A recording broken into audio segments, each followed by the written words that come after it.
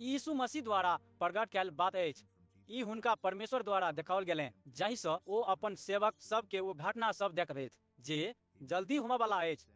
यीशु मसीह अपन स्वर्गदूत पठा कऽ अपन सेवक यूहन्ना के एही बात सभक जानकारी देलनि। और यूहन्ना जे किछु देखलनि अर्थात परमेश्वरक वचन आ यीशु मसीह जे गवाही देलनि से सब बात एही पुस्तक में लिखलनि। धन्य अछि ओ जे एहि भविष्यवाणी के पढ़ैत अछि, आ धन्य अछि ओ सब जे एकरा सुनैत अछि और एहि में लिखल बात सभक पालन करैत अछि, किएक तऽ ओ समय लरचिया गेल अछि जहिया ई घटना सब होयत। आसिया प्रदेशक सातो मसीह मंडली के यूहन्नाक ई पत्र ओ जे छथि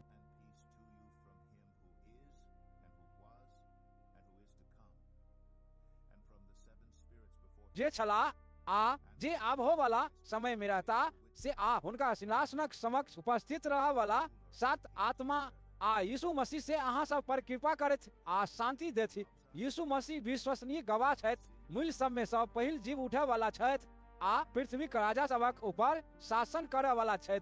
ओ जे अपना सबसँ प्रेम करैत छथि, जे अपन खून द्वारा अपना सबके पाप सँ मुक्त कर देने छथि। ओ जे अपना सबके अपन राज बनौने छथि और अपन पिता परमेश्वरक सेवा करबाक लेल पुरोहित बनौने छथि, तिनकर युगानुयुग स्तुति आ सामर्थ होइत रहनि। आमीन। देखू ओ मेघ सभक सन आबऽ वाला छथि, हुनका सब लोग अपना आँखि सँ देखतनि, ओहो सब देखतनि जे सब हुनका भाला सँ भोगने छलनि। पृथ्वी परक समस्त जातिक लोग हुनका कारण कन्ना नोच करत, ई सब बात निश्चित होइत। आमीन। प्रभु परमेश्वर कहै छथि जे शुरुआत और अंत हमही छी, हम वह छी जे छथि, जे छलाह, जे आबहो वाला समय में रहता, वह जे सर्वशक्तिमान छथि। हम यूहन्ना जे अहाँ सबक भाई छी, अहाँ सबक संग वही कष्ट राज आ सहनशीलता में सहभागी छी जे यीशु का लोक होबा कारणे अपना सबके होइत अछि।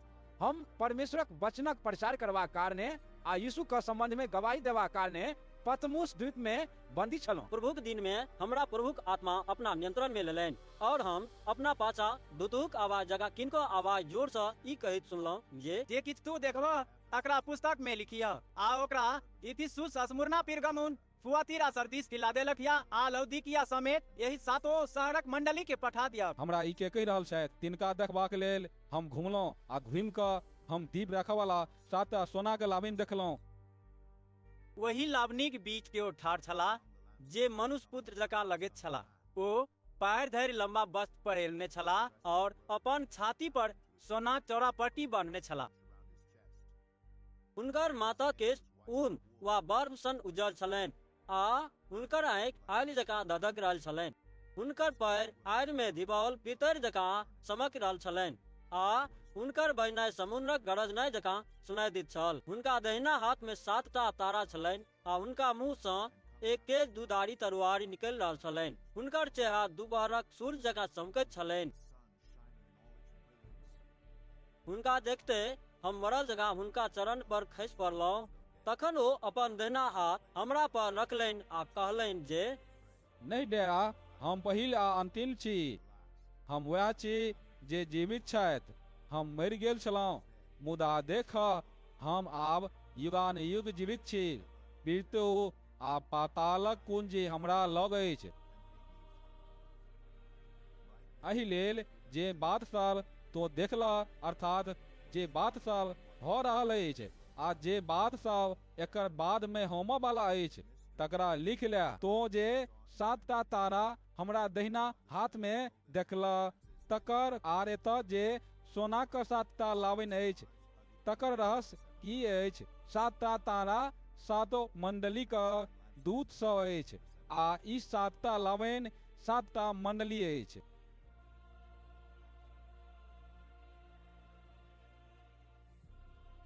इफिसुसक मंडली का दूत के ई लिखा, ओ जे अपन दहिना हाथ में सातो तारा धेने छथि आ दीप रखा वाला सोना का सातो लावनी के बीच चलैत फिरैत छथि, से ई कहैत छथि,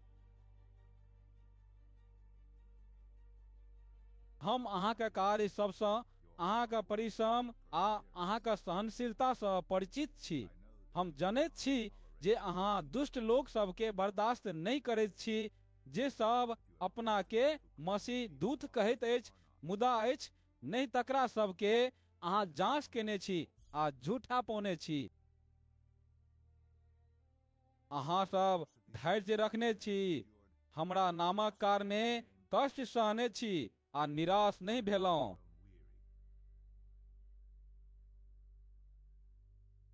मुदा हमरा अहाँक विरोधमे ई कहबाक अछि जे अहाँ अपन पहिलुका प्रेम छोड़ि देने छी।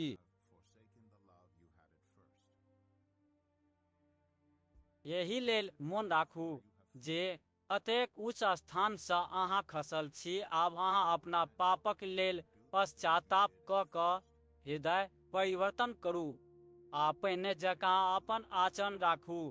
जँ से नहि करब तऽ हम आबि कऽ अहाँके लाबनि अपन स्थान पर सँ हटा देब। तैयो एतेक अवश्य अछि जे हमरे जकाँ अहूँ निकोलाई पक्षक लोकसभक काज सबसँ घृणा करैत छी।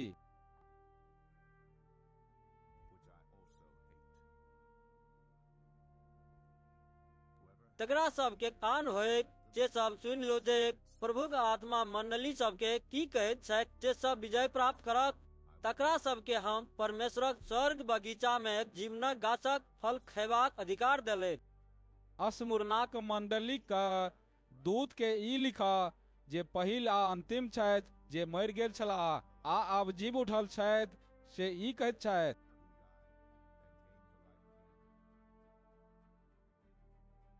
हम अहाँके कष्ट आ गरीबीसँ परिचित छी, मुदा वास्तवमे अहाँ धनवान छी। और हम इहो जानैत छी जे ओ सब जे यहूदी भऽ कऽ अपनाके परमेश्वरक लोक कहैत अछि मुदा अछि नहि, से सब अहाँके कतेक बदनामी करैत अछि। ओ सब शैतानक समूह अछि। आबऽ वाला समय में अहाँ जे कष्ट सहऽ वाला छी ताहिसँ नहीं डराउ। देखू, शैतान अहाँ सबके जचबाक लेल अहाँ सब में सँ कतेको गोटे के जहल में राखि देत। एहि तरह अहाँ सबके 10 दिन तक कष्ट भोगऽ पड़त, प्राणो देबऽ पड़े। ताहि समय तक विश्वास में स्थिर रहू, तखन हम अहाँ सबके जीवनक मुकुट प्रदान करब। जकरा सबके कान होय से सब सुनि लो जे प्रभुक आत्मा मंडली सबके की कहैत छथि। जे सब विजय प्राप्त करत तकरा सबके दोसर मृत्युसँ कोनो हानि नहीं होते। पिरगमुनक मंडलीक दूत के ई लिखा जिनका लग तेज दुधारी तलवार छनि, से ई कहैत छथि,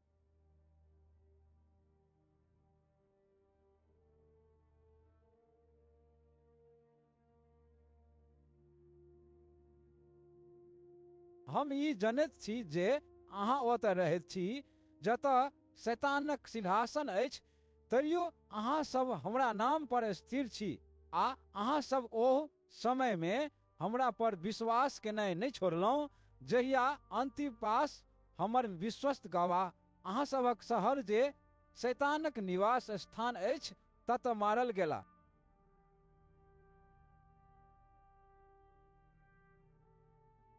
मुदा हमरा अहाँके विरोध में किछु बात सब कहबाक अछि, किएक तऽ अहाँ सब में किछु एहन लोक अछि जे बिलामक शिक्षा के मानैत अछि। बिलाम तऽ प्राचीन समय में राजा बालाक के सिखौलक जे इस्राएली सबके फुसलाओ, जाहिसँ ओ सब मूर्ति सब पर चढ़ाओल गेल वस्तु सब खा कऽ आ एक दोसराक संग अनैतिक शारीरिक संबंध राखि कऽ पाप में फंसि जाए।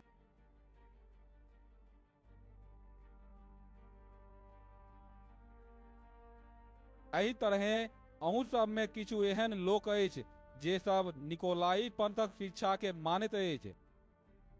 एहि लेल अपना पापक लेल पश्चाताप कऽ कऽ हृदय परिवर्तन करू, नहीं तऽ हम जल्दी अहाँ सबक ओतऽ आयब आ अपन मुँहक तरुआइलसँ ओकरा सबसँ युद्ध करबै। जकरा सबके कान होय से सब सुनि लो जे प्रभुक आत्मा मंडली सबके की कहैत छथि। जे सब विजय प्राप्त करत तकरा सबके हम वही विशेष रोटी में सँ खुएबै जे एखन नुकाओल अछि। ओकरा सब में सँ प्रत्येक गोटे के हम एक उज्जर पाथर सेहो देबै, जाहि पर एक नव नाम लिखल रहतै, जकरा पावऽ वाला के छोड़ि आरो केओ नहीं जानि पाओ। थुआतीराक मंडली के दूत के ई लिखा, परमेश्वर पुत्र जिनकर आँखि आगि सन धधकैत छनि आ जिनकर पाय सुंदर पीतरि जकाँ चमकैत छनि, से ई कहैत छथि, हम अहाँके काज सब, अहाँके प्रेम आ विश्वास, अहाँके सेवा आ धैर्य के जनैत छी। हम इहो जनैत छी जे अहाँ शुरूमे जतेक करैत छलहुँ ताहिसँ बेसी एखन करैत छी। मुदा हमरा अहाँके विरोधमे ई कहबाक अछि जे अहाँ ओहि स्त्री इजेबेल के अपना बीच रहऽ देने छी। ओ अपना के परमेश्वरसँ विशेष संवाद पनिहारि कहैत अछि आ अपन शिक्षा द्वारा हमर सेवक सबके दोसरा के संग अनैतिक शारीरिक संबंध रखबाक लेल और मूर्त पर चढ़ाओल गेल वस्तु सब खयबाक लेल बहकबैत अछि।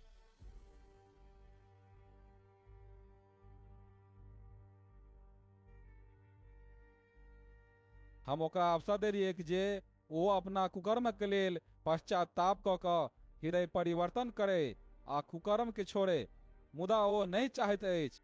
तें आब हम ओकरा दुख बीमारी को ओछाइन पर पटेक देबै आ जे सब ओकरा संग कुकर्म करैत अछि से सब जँ हृदय परिवर्तन कऽ ओकरा संग कुकर्म के नहीं छोड़त तऽ हम ओकरा सब पर घोर विपत्ति आनि देबै। हम ओकर धिया पुता सबके महामारीसँ मारि देबै।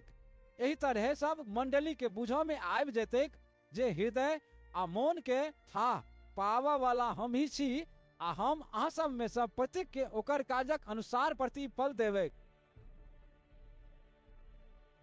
मुदा हम थुआतीराक बाकी लोक सबके अर्थात अहाँ सब जे सब कहीं गलत शिक्षा के नहीं माने छी आ वही बात सबके नहीं सीखने छी जे शैतानक रहस्यमय बात सब कहबैत अछि, अहाँ सबसँ हमर कथन ई अछि, हम अहाँ सब पर आरो कोनो भार नहीं राखब, मात्र ई जे बात अहाँ सब लग अछि ताहि में हमरा अयबा धरि दृढ़ रहू, जे सब विजय प्राप्त करत और अंत धरि हमर इच्छा पूरा करैत रहत तकरा सबके हम तहिना जाति जाति के लोक सब पर अधिकार देबै।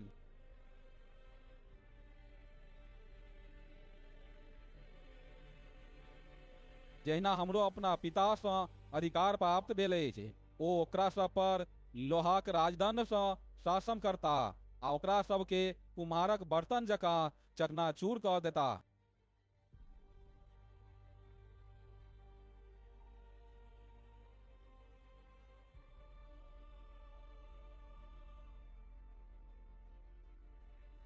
हम ओकरा सबके भोरक तारा इहो प्रदान करबै। जकरा सबके कान होए से सब सुनि लो जे प्रभुक आत्मा मंडली सबके की कहै छै। सरदिसक मंडली के दूत के ई लिखऽ, जिनका लग परमेश्वरक साथ आत्मा छनि आ जे सातो तारा हाथ में धेने छथि से ई कहै छथि, हम अहाँक काज सबसँ परिचित छी। अहाँ नाम मात्र के जीवित छी, मुदा छी वास्तव में मरल।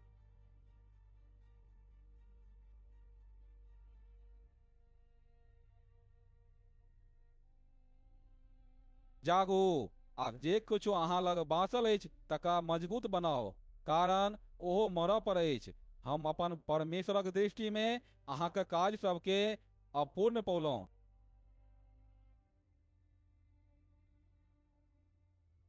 स्मरण करू जे अहाँ कोन उपदेश सुनने छलहुँ आ स्वीकार केने छलहुँ, ओकर पालन करू आ अपना पापक लेल पश्चाताप कऽ कऽ हृदय परिवर्तन करू। जँ अहाँ नहीं जागब तऽ हम चोर जकाँ आबि जायब, अहाँके बुझहो में नहीं आओत जे हम कखन अहाँ लग पहुँच रहल छी। तरियो सरदिस में अहाँ सभक बीच किछु एहन व्यक्ति सेहो अछि जे सब अपन वस्त्र गंदा नहीं केने अछि। ओ सब उज्जर वस्त्र पहिरने हमरा संग टहलत, किएक तऽ ओ सब ताहि बातक योग्य अछि। जे सब विजय प्राप्त करत तकरा सबके एहिना उज्जर वस्त्र पहिराओल जेतै। ओकरा सबक नाम हम जीवनक पुस्तक में सँ किन्नो नहीं मेटेबै आ अपन पिता और हुनकर स्वर्गदूत सबक सम्मुख ओकरा सबक नाम लऽ कऽ स्वीकार करब जे ई हमर लोक अछि। जकरा सबके कान होए से सब सुनि लो जे प्रभुक आत्मा मंडली सबके की कहैत छथि। फिलाडेल्फिया के मंडली के दूत के ई लिखऽ, जे पवित्र आ सत्य छथि, जिनका लग दाऊदक पूंजी छनि, ओ खोलैत छथि तऽ केओ बंद नहीं कऽ सकैत अछि, ओ बंद करैत छथि तऽ केओ खोलि नहीं सकैत अछि, से ई कहैत छथि, हम अहाँके काज सबसँ परिचित छी, देखू हम अहाँ के सामने एक द्वार खोलि कऽ रखने छी जकरा केओ बंद नहीं कऽ सकैत अछि। हम जानैत छी जे अहाँ के बेसी बल नहीं अछि, तैयो अहाँ हमर शिक्षा के पालन कयने छी आ एहि बात के अस्वीकार नहीं कयने छी जे अहाँ हमर लोक छी। सुनू, हम शैतानक समूहक ओहि सदस्य सबके जे सब यहूदी भऽ कऽ अपना के परमेश्वरक लोक कहैत अछि मुदा अछि नहीं, जे सब झूठ बजैत अछि, तकरा सबके एहि बातक लेल बात करबै जे ओ सब आबि कऽ अहाँके चलन में खसै आर ई जानि ले जे हम अहाँ से प्रेम करैत छी। हम जे अहाँ के सहनशीलता के संग स्थिर रहबाक आदेश देलहुँ तकर अहाँ पालन कयलहुँ, तें हमहूँ अहाँ के ओहि विपत्तिक घड़ी में सुरक्षित राखब जे पृथ्वीक निवासी सभक परीक्षा लेबाक लेल संपूर्ण संसार पर आबऽ वाला अछि। हम जल्दी आबऽ वाला छी।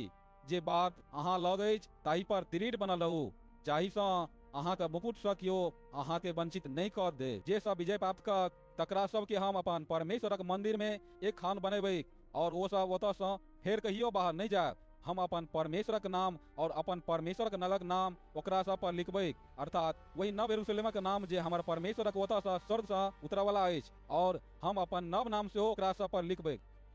जकरा सबके कान होय से सब सुनि लो जे प्रभु का आत्मा मंडली सबके की कहैत छथि। लौदीकियाक मंडली के दूत के ई लिखऽ, ओ जे सत्य छथि, जे विश्वास योग्य आ सत्य गवाह छथि आ परमेश्वरक सृष्टि का मूल स्रोत छथि, जे ई कहैत छथि, हम अहाँ के काज सबसँ परिचित छी।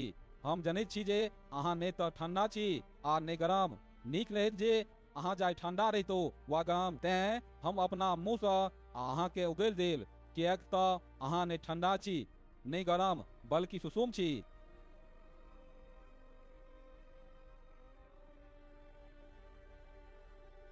अहाँ कहैत छी जे हम धनवान छी, हम सुखी संपन्न भऽ गेलहुँ, हमरा कोनो बातक अभाव नहीं अछि, मुदा अहाँ नहीं जनैत छी जे अहाँके दशा कतेक खराब अछि। अहाँ अभागल गरीब आन्हर आ नांगट छी। हम अहाँ के जे सलाह दैत छी से सुनू। हमरा सँ आगि में शुद्ध कैल सोना कीन कऽ धनिक भऽ जाओ। हमरा सँ उज्जर वस्त्र मोल लऽ कऽ पहिर लिअ आ अपन नानटपनक लज्जा के झाँपि लिअ। हमरा सँ मलम कीन कऽ अपना आँखि पर लगाओ, जाहि सँ अहाँ देख सकब।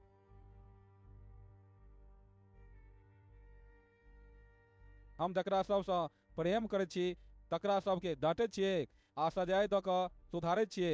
एहि लेल तन मन धन सँ हमर बात मानू आ अपना पापक लेल पश्चाताप कऽ कऽ हृदय परिवर्तन करू। देखू, हम द्वार पर ठाढ़ भऽ कऽ केवाड़ धड़धड़बैत आवाज दऽ रहल छी। जँ केओ हमर आवाज सुनि केवाड़ खोलत तऽ हम ओकरा लग भीतर आबि कऽ ओकरा संग भोजन करबैक आ ओ हमरा संग। जहिना हम विजयी भऽ कऽ अपन पिताक संग हुनका सिंहासन पर बैसि रहलहुँ, तहिना जे सब विजय प्राप्त करत तकरा सबके हम अपना संग सिंहासन पर बैसबाक अधिकार देबै। जकरा सबके कान होय से सब सुनि लो जे प्रभु का आत्मा मंडली सबके की कहैत छथि।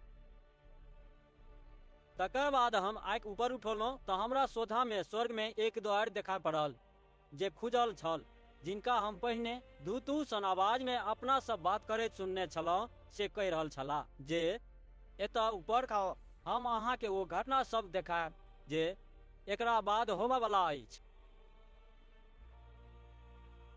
वही सन हमरा प्रभुक आत्मा अपना नियंत्रण में लेलनि। हम देखलहुँ जे स्वर्ग में एक सिंहासन राखल अछि आ सिंहासन पर केओ विराजमान छथि। ओ सूर्यकांत आ बोमेक बला बहुमूल्य पाथर जकाँ सुंदर देखाई दऽ रहल छलाह। सिंहासनक चारू कात मरकक पाथर जकाँ पेनसोखा देखाई पड़ि रहल छल। सिंहासनक चारू कात 24 सिंहासन छल आ ओहि पर 24 धर्मविद विराजमान छलाह। ओ सब उज्जर वस्त्र पहिरने छलाह आ हुनका सभक सिर पर सोनाक मुकुट छलनि।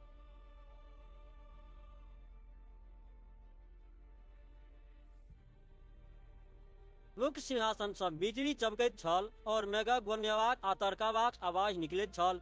सिंहासनक सामने में 7 टा मशाल जरि रहल छल। ई सब परमेश्वरक 7 आत्मा अछि।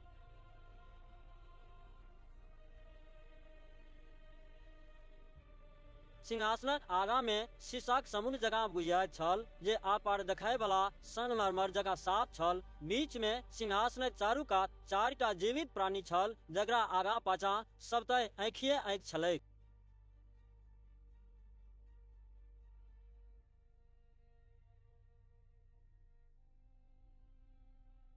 पहिल प्राणी शेर सन छल, दोसर बघ सन, तेसरक मुँह मनुष्यक मुँह जकाँ आ चारिम उड़ैत गरुड़ सन छल।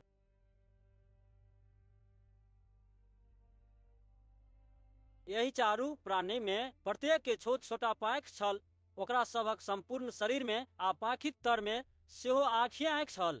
ओ सब दिन राति बिनु अतिरिक्त क ई कहैत रहैत अछि, सर्वशक्तिमान प्रभु परमेश्वर पवित्र पवित्र पवित्र छथि। ओ वएह छथि जे छलाह, जे छथि आ जे आबहो वाला समय में रहता।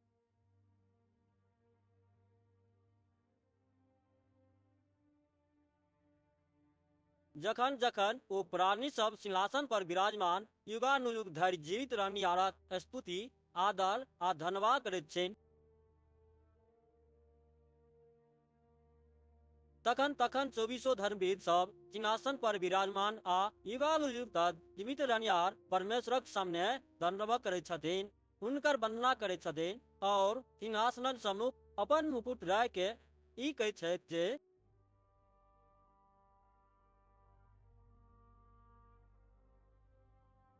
हे हमरा सभक प्रभु, हमरा सभक परमेश्वर, अहाँ महिमा सम्मान आ सामर्थ पैबाक योग छी, किएक तऽ अहीं सब वस्तुक सृष्टिकर्ता छी। अहींके इच्छासँ एकरा सभक सृष्टि भेलैक, अहींके इच्छासँ ई सब अस्तित्व में अछि। तकर बाद हम देखलहुँ जे सिंहासन पर जे विराजमान छथि तिनका दहिना हाथ में एकटा पुस्तक छनि, जाहि में भीतर बाहर दुनू दिस लिखल गेल अछि और जकरा 7टा मोहर मारि कऽ बंद कऽ देल गेल अछि। तखन हम एक शक्तिशाली स्वर्गदूत के देखलहुँ जे ऊंच स्वर में आवाज दऽ कऽ पूछि रहल छथि जे मोहरक छाप सबके तोड़ि कऽ पुस्तक के खोलबाक योग के अछि। मुदा स्वर्ग में, पृथ्वी पर आ पृथ्वीक नीचा पाताल में केओ एहन व्यक्ति नहीं भेटल जकरा ओहि पुस्तक के खोलबाक वा ओहि में देखबाक अधिकार होय। हम बड़ कानऽ लगलहुँ, किएक तऽ एहन योग्य व्यक्ति केओ नहीं भेटल जे ओहि पुस्तक के खोलि सके वा ओहि में देख सके। तखन वही 24 धर्मविद में सँ एक गोटे हमरा कहलनि, नहीं कानू, देखू, ओ जे यहूदा कुलक शेर छथि, जे दाऊदक वंश में श्रेष्ठ छथि, से विजयी भेल छथि। ओ एहि पुस्तक के आ एकर 7 छाप के खोज सकैत छथि।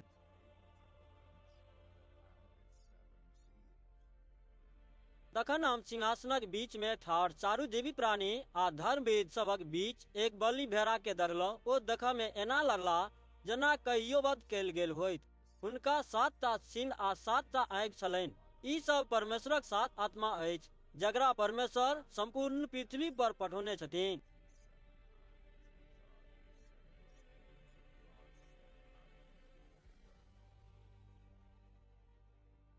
तकर बाद बलि मेरा आबि कऽ सिंहासन पर जे विराजमान छलाह तिनका दहिना हाथ सँ पुस्तक लऽ लेलनि। जखन ओ पुस्तक लऽ लेलनि तऽ चारू जीवित प्राणी आ 24 धर्मविद हुनकर सम्मुख मुँहक बड़ खसि पड़लाह। प्रत्येक गोटेक हाथ में एकटा बीना आ धूप सँ भरल सोना कटोरा छलनि। ई धूप परमेश्वरक लोक सभक प्रार्थना सँ अछि।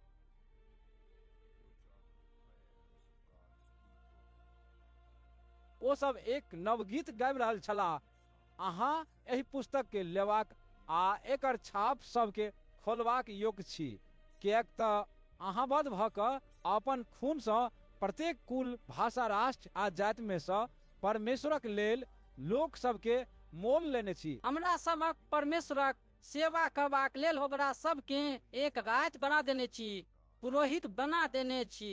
ओ सब पृथ्वी पर राज करत।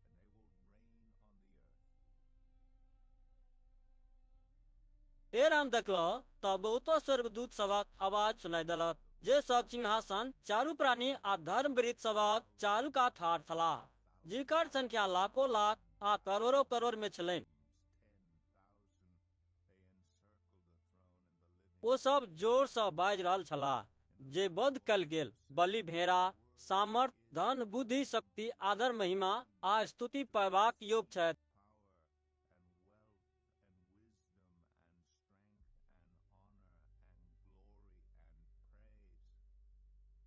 तखन हम सृष्टिक प्रत्येक प्राणी के जे स्वर्ग में अछि, पृथ्वी पर अछि, पृथ्वीक नीचा पाताल में अछि आ समुद्र में अछि, अर्थात सब ठामक सब जीव के ई कहैत सुनलहुँ जे सिंहासन पर विराजमान छथि तिनका आ बलि भेड़ा के स्तुति आदर महिमा आ सामर्थ युगानुयुग होइत रहेन। और वो चारू जीवित प्राणी बादल आ 24 धर्मवृत मुहक भरे खिंचकर दंडवत केलनि। हम देखलहुँ जे बलि भेड़ा वही 7टा छाप में से एकटा के खोललनि। तखन वही चारू जीवित प्राणी में से एकटा के एहन आवाज में जे मेघक गर्जन जकाँ लगैत छल, ई कहैत सुनलहुँ जे क्यों?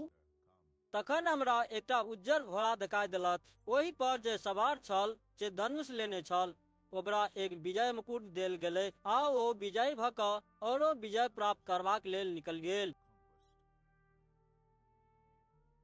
जखन बलि भेड़ा दोसर छाप के खोललनि तऽ दोसर जीवित प्राणी के हम ई कहैत सुनलहुँ जे आओ।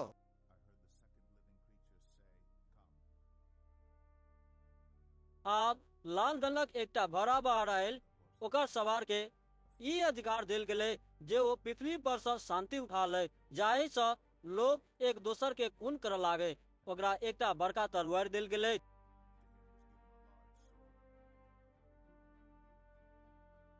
जखन बलि भेड़ा तेसर छाप खोललनि तऽ हम तेसर जीवित प्राणी के ई कहैत सुनलहुँ जे आओ। आल हमरा एकटा कारी घोड़ा देखाई देलक। ओहि पर जे सवार छल तकरा हाथ में तराजू छलैक।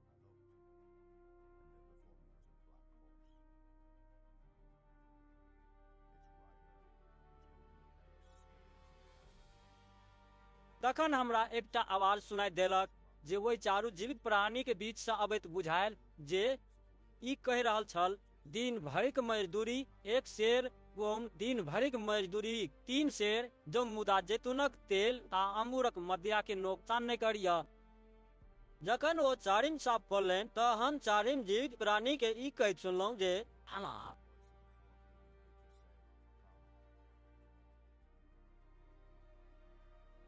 और हमरा आँखिक सामने एकटा प्यार सन हल्का रंगक घोड़ा देखाई देलक। ओकर सवारक नाम मृत्यु छलै आ ओकरा पाछा पाछा पाताल छलै। ओकरा सबके पृथ्वी की जनसंख्या के 1/4 भाग पर अधिकार देल गेलै जे तलवार, अकाल महामारी आ पृथ्वी के जंगली जानवर सब द्वारा मारे।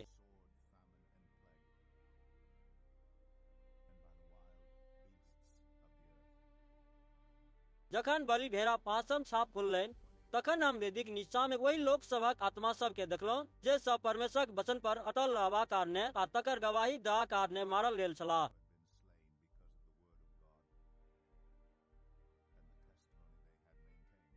ओ सब जोर से आवाज देलनि जे हे स्वामी, अहाँ जे पवित्र आ सत्य छी, अहाँ कहिया तक पृथ्वी के निवासी सभक न्याय कऽ कऽ हमरा सभक खूनक बदला नहीं लेब। हुनका सब में प्रत्येक के उजर वस्त्र देल गेलनि आ कहल गेलनि जे किछु समय तक और विश्राम कर, जावत धरि तोरा सभक वही सनी सेवक आ भाई सभक संख्या नहीं पूरि जाइत छ जे सब तोरे सब जकाँ मारल जाए। लखन बलि भेड़ा छठम छाप खोललनि तऽ हम देखलहुँ जे बड़का भूकंप भेल। सूर्य लोहिया सँ बनल कमल जकाँ कारी आ चंद्रमा खून जकाँ लाल भऽ गेल। आकाशक तारा सब पृथ्वी पर एना खसल जेना अन्हर बिहारि में अंजीरक गाछ फल सब खसि पड़ैत अछि। आकाश एना विलीन भऽ गेल जेना ओ पुरो कपड़ा होय जकरा के लपेट कऽ हटा देने होय। प्रत्येक पहाड़ आ द्वीप अपना अपना स्थान से हटि गेल। तखन पृथ्वी के राजा, शासक, सेनापति, धनवान आ सामर्थी लोग और प्रत्येक दास आ स्वतंत्र व्यक्ति सब के सब पहाड़ सभक गुफा सब में आ चट्टान सब में जाकर नुका रहल।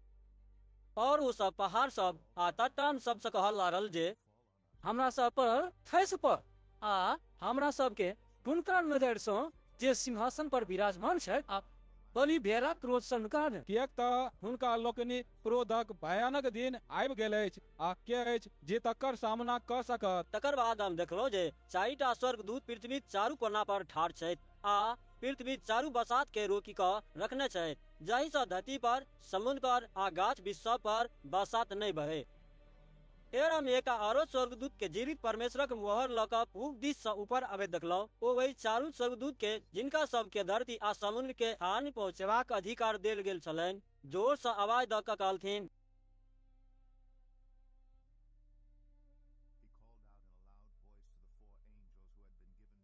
जाधरि हमसभ अपन परमेश्वरक सेवा सभक कपार पर मोहरक छाप नहीं लगा दैत छी, ता धरि धरती समुद्र आकाश बीच सबके कोनो हानि नहीं पहुँचाओ। तखन हम वही लोक सभक संख्या सुनलहुँ जकरा सब पर मोहरक छाप लगाओल गेलै। ओ संख्या छल 1,44,000। ओ सब इसराइलक प्रत्येक कुल में से छल। यहूदा कुल में से 12,000 लोक सब पर, रूबेन कुल में से 12,000 लोक सब पर, गाद कुल में से 12,000 लोक सब पर, आसेर कुल में से 12,000 लोग सब पर, नप्ताली कुल में से 12,000 लोग सब पर, मनश्शे कुल में से 12,000 लोग सब पर, सिमियोन कुल में से 12,000 लोग सब पर, लेवी कुल में से 12,000 लोग सब पर, इसकार कुल में से 12,000 लोग सब पर, जबूलून कुल में से 12,000 लोक सब पर, यीशु कुल में से 12,000 लोक सब पर आ बिन्यामीन कुल में से 12,000 लोक सब पर मोहरक छाप लगाओल गेल। तकर बाद हम आँखि ऊपर उठौलहुँ तऽ हमरा सामने में एक विशाल भीड़ देखाई पड़ल जकर गिनती केओ नहीं कऽ सकैत छल। ओहि भीड़ में प्रत्येक जाति, प्रत्येक कुल, प्रत्येक राष्ट्र आ प्रत्येक भाषाक लोक छल। ओ सब उज्जर वस्त्र पहिरने छल आ हाथ में खजूरक सज्जा लेने सिंहासन आ बलि मेहराक सम्मुख ठाढ़ छल। ओ सब जोर जोर से कहि रहल छल जे सिंहासन पर विराजमान हमरा सबक परमेश्वर द्वारा आ बलि भेड़ा द्वारा मात्र उद्धार अछि। सब स्वर्गदूत सिंहासनक, धर्मवृत्त सभक आ वही चारू जीवित प्राणीक चारू कात ठाढ़ छलाह। ओ सब सिंहासनक सम्मुख मुंह भरे खसि कऽ ई कहैत परमेश्वरक वंदना केलनि जे ई बात सत्य अछि। हमरा सबक परमेश्वर का स्तुति, महिमा, स्तुति, धन्यवाद, आदर, शक्ति आ सामर्थ्य युगानुयुग होइन। आमेन।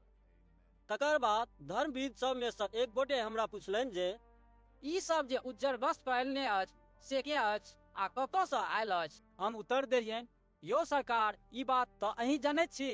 तखन ओ हमरा कहलनि जे ई लोक सब वह अछि जे महाकष्ट से कह आयल अछि। ई सब अपन वस्त्र बलि भेड़ा के खून में धो कऽ उज्जर कऽ लेने अछि। एहि लेल ई सब परमेश्वरक सिंहासनक सम्मुख ठाढ़ रहैत अछि आ दिन राति हुनका मंदिर में हुनकर सेवा करैत रहैत छनि। ओ जे सिंहासन पर विराजमान छथि एकरा सबक संग निवास करथिन आ सुरक्षित रखथिन। एकरा सबके ने तो कहियो के भूख लगते आ ने प्यास। एकरा सबके ने तो प्रचंड रोग सँ कष्ट होते आ ने लू लगते। किएक तऽ बलि भेड़ा जे सिंहासनक बीच विद्यमान छथि से एकरा सबहक सवार रहथिन आ एकरा सबके जीवनक जलक झरना लग ल जेथिन और परमेश्वर एकरा सबहक आँखिक सब नोर पोछि देथिन। जखन बलि भेड़ा सातम साप खोललनि तऽ करीब आधा घंटा धरि स्वर्ग में कोनो आवाज नहीं सुनाई पड़ल। सब शांत रहल। तकर बाद हम वही 7टा स्वर्गदूत के देखलियै जे सब परमेश्वरक सम्मुख ठाढ़ रहैत छै। हुनका सबके 7टा दूत देल गेलनि। तखन एकटा आरो स्वर्गदूत सोनाक धूपदानी लऽ कऽ अयला आ वेदी लग में ठाढ़ भऽ गेला। हुनका बहुत रास धूप देल गेलनि जाहि सँ ओ ओकरा सिंहासनक समक्ष स्थित सोनाक वेदी पर परमेश्वरक सब लोकक प्रार्थनाक संग चढ़ाबैत। स्वर्गदूतक हाथ सँ धूपक धुआं परमेश्वरक लोकक प्रार्थना सभक संग परमेश्वरक सम्मुख ऊपर पहुँचलनि।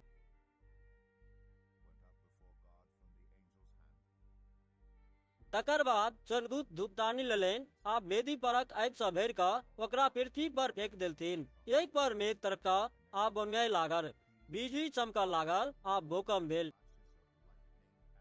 आब ओ सातो स्वर्गदूत जिनका सब लग 7टा दूत छलनि ओकरा फुकबाक लेल तैयार भऽ गेला। पहिल स्वर्गदूत दूत फुकलनि। एहि पर खूनक सन पाथर आ आगि पृथ्वी पर बरसाओल गेल। एहि सँ पृथ्वीक 1/3 भाग आ गाछ वृक्ष सभक 1/3 भाग भस्म भऽ गेल और सब हरियर घास पात भस्म भऽ गेल।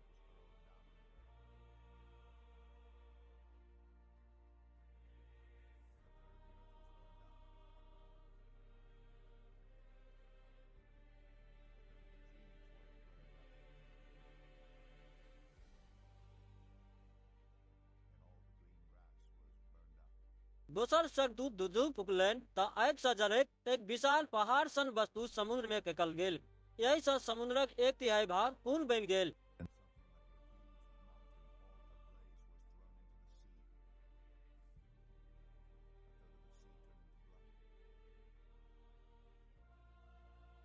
समुद्र में 1/3 प्राणी मरि गेल आ 1/3 पानी जहाज सब नष्ट भऽ गेल।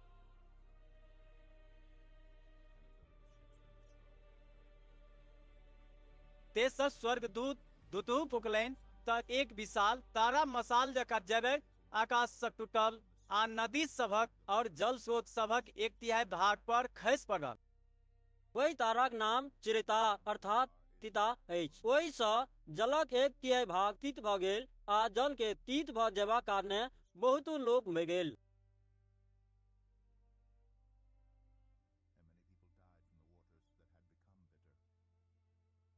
चारिम स्वर्गदूत धुतु फुकलनि तऽ सूर्यक 1/3 भाग, चंद्रमा 1/3 भाग आ तारा सभक 1/3 भाग पर प्रहार भेल, जाहि सँ ओकरा सभक 1/3 भाग अन्हार भऽ गेलै। दिनक 1/3 भाग में इजोत नहि रहल आ तहिना राति 1/3 भागक सेहो वैह अवस्था भऽ गेल।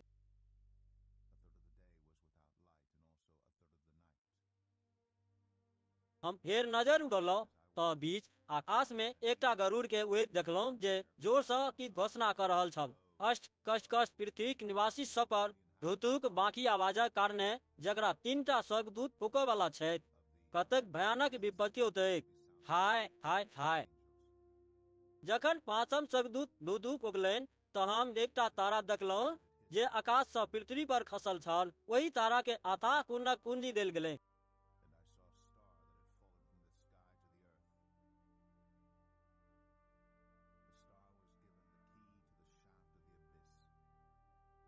ओ अथाह कुंड के खोललक। एहि पर ओहि कुंडक धुआं जे बड़का भट्ठाक धुआं सन छल बहरायल।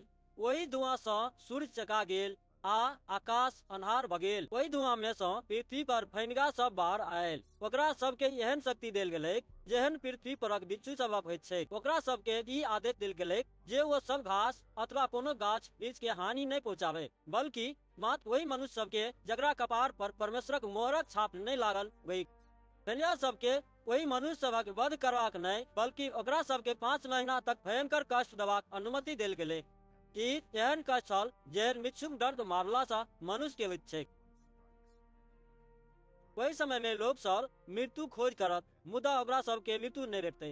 ओ सब मरबाक अभिलाषा करत, मुदा मृत्यु ओकरा सब लग सँ दूर भागि जेतैक।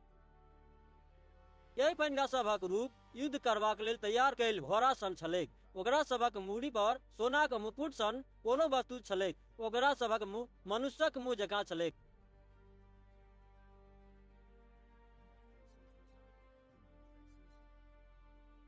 ओकरा सभक केश स्त्री गणक केश सन आ ओकरा सभक दाँत सिंहक दाँत सन छलैक। ओकरा सबके एहन कवच छलैक जे लोहाक कवच सन छल। ओकरा सभक पाँखिक आवाज एहन छलैक जेना युद्ध में जाइत बहुतो रथ पा घोड़ा सभक दौड़ला पर होइत अछि। ओकरा सभक नांगर बिच्छुक पिछड़ी जकाँ छलैक जाहि द्वारा ओ सब दंड मारि सकैत छल। ओकरा सभक नांगर में 5 मास तक मनुष्य सबके पीड़ा देबाक शक्ति छलैक। ओकरा सभक जे राजा छलै से ओ दूत अछि जे अथाह कुंडक अधिकारी अछि। इब्रानी भाषा में ओकर नाम अबद्दोन छै आ यूनानी में अपुल्लियोन अर्थात विनाश करय वाला। पहिल विपत्ति समाप्त भेल, 2टा विपत्ति आरो आबा वाला अछि। जखन 6ठम स्वर्गदूत धुतु फुकलनि तखन हम सोनाक वेदी जे परमेश्वरक सम्मुख अछि तकर चारू सिंह में सँ एकटा स्वर सुनलहुँ। ओ स्वर 6ठम स्वर्गदूत के जिनका लग धुतु छलनि कहलकनि जे महानदी फरात लग जे चारू दूत बान्हल अछि तकरा सबके खोलि दियौ। वही चारू दूतक बंधन खोलि देल गेलै। ओ सब मनुष्य जाति 1/3 भाग के मारि देबाक लेल एहि वर्ष मास दिन आ घड़ीक लेल तैयार कऽ कऽ राखल गेल छल। हम ओकरा सभक बरसवार सैनिक सभक संख्या सुनलहुँ, ओ 20 करोड़ छल।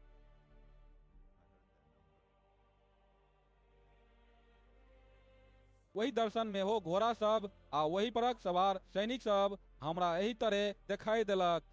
ओ सब आरि सन लाल रंगक, नील रंगक आ गंधक सन पियर रंगक कवच पहिरने छल। घोड़ा सभक मुड़ी शेरक मुड़ी जकाँ छलैक आ ओकरा सभक मुँह सँ आरि धुआं आ गंधक बहरा रहल छल।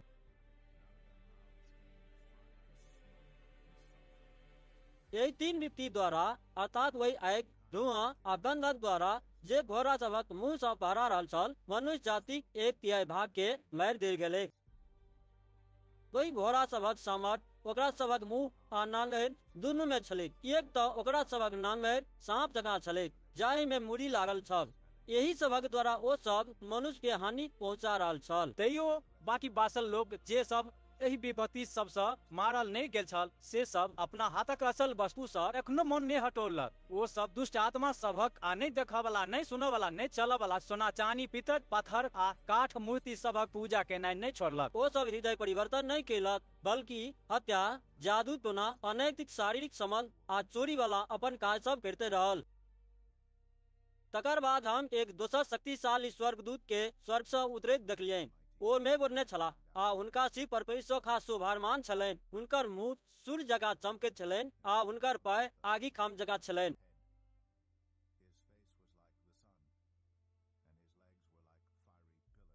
हुनका हाथ में पूजल एक छोट पुस्तक छलनि। ओ अपन दाहिना पैर समुद्र पर आ बामा पैर धरती पर रखलनि।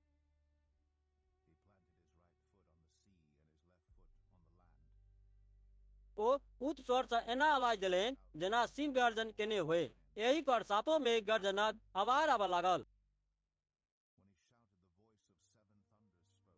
जखन ओ सातों मेज गर्जन अपन अपन आवाज निकाललक तऽ हम ओकरा सभक कहल बात सबके लिखबाक लेल हाथ उठलहुँ। मुदा ओहि घड़ी में स्वर्ग सँ ई कहैत एकटा आवाज हम सुनलहुँ जे सातों मेज गर्जनक आवाज जे बात बाजल तकरा गुप्त राखऽ, ओकरा नहीं लिखऽ। तखन जाहि स्वर्गदूत के हम समुद्र आ धरती पर ठाढ़ देखने छलियनि से अपन दाहिना हाथ स्वर्ग दिस ऊपर उठौलनि। आ जे युगानुयुग जीवित छथि, जे स्वर्ग आ ओहि मेहक सब वस्तु क, पृथ्वी आ ओहि परक सब वस्तु क, और समुद्र आ ओहि मेहक सब वस्तु क सृष्टिकर्ता छथि, तिनकर शपथ खा कऽ कहलनि जे आब आरो देरी नहीं होयत, बल्कि जाहि दिन सातन स्वर्गदूतक पुकल धुतहुक आवाज सुनाई पड़त ताहि दिन परमेश्वरक ओ गुप्त योजना पूरा भऽ जायत जकरा विषय में वो अपन सेवा करय वाला प्रवक्ता सब लग घोषणा कैने छलाह।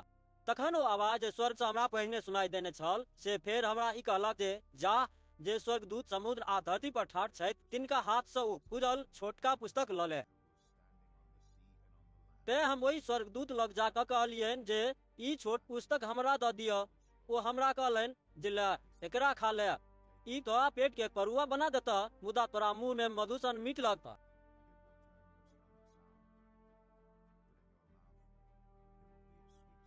हम वही पुस्तक के स्वर्गदूतक हाथ से लऽ कऽ खा लेलहुँ। हमरा मुंह में मधुसन मीठ लागल, मुदा जखन हम घोटलहुँ तऽ हमर पेट करुआ भऽ गेल। तकर बाद हमरा कहल गेल जे तोरा फेर बहुतो राष्ट्र सभक, जाति सभक, भाषा सभक आ राजा सभक विषय में भविष्यवाणी करऽ पड़ता। तकर बाद हमरा एकटा नापऽ वाला लगा देल गेल आ कहल गेल जे उठा परमेश्वरक मंदिर और बेनी के नापा और मंदिर में आराधना कनिहार सभक गिनती करा। मुदा मंदिरक बाहरी आंगन के छोड़ि दहक, ओकरा नहीं नापऽ, किएक तऽ ओ परमेश्वर के नहीं चिन्ह वाला जातिक लोक सबके देल गेल अछि। ओ सब 42 महीना तक पवित्र नगर के लतमरदैन करैत रहत।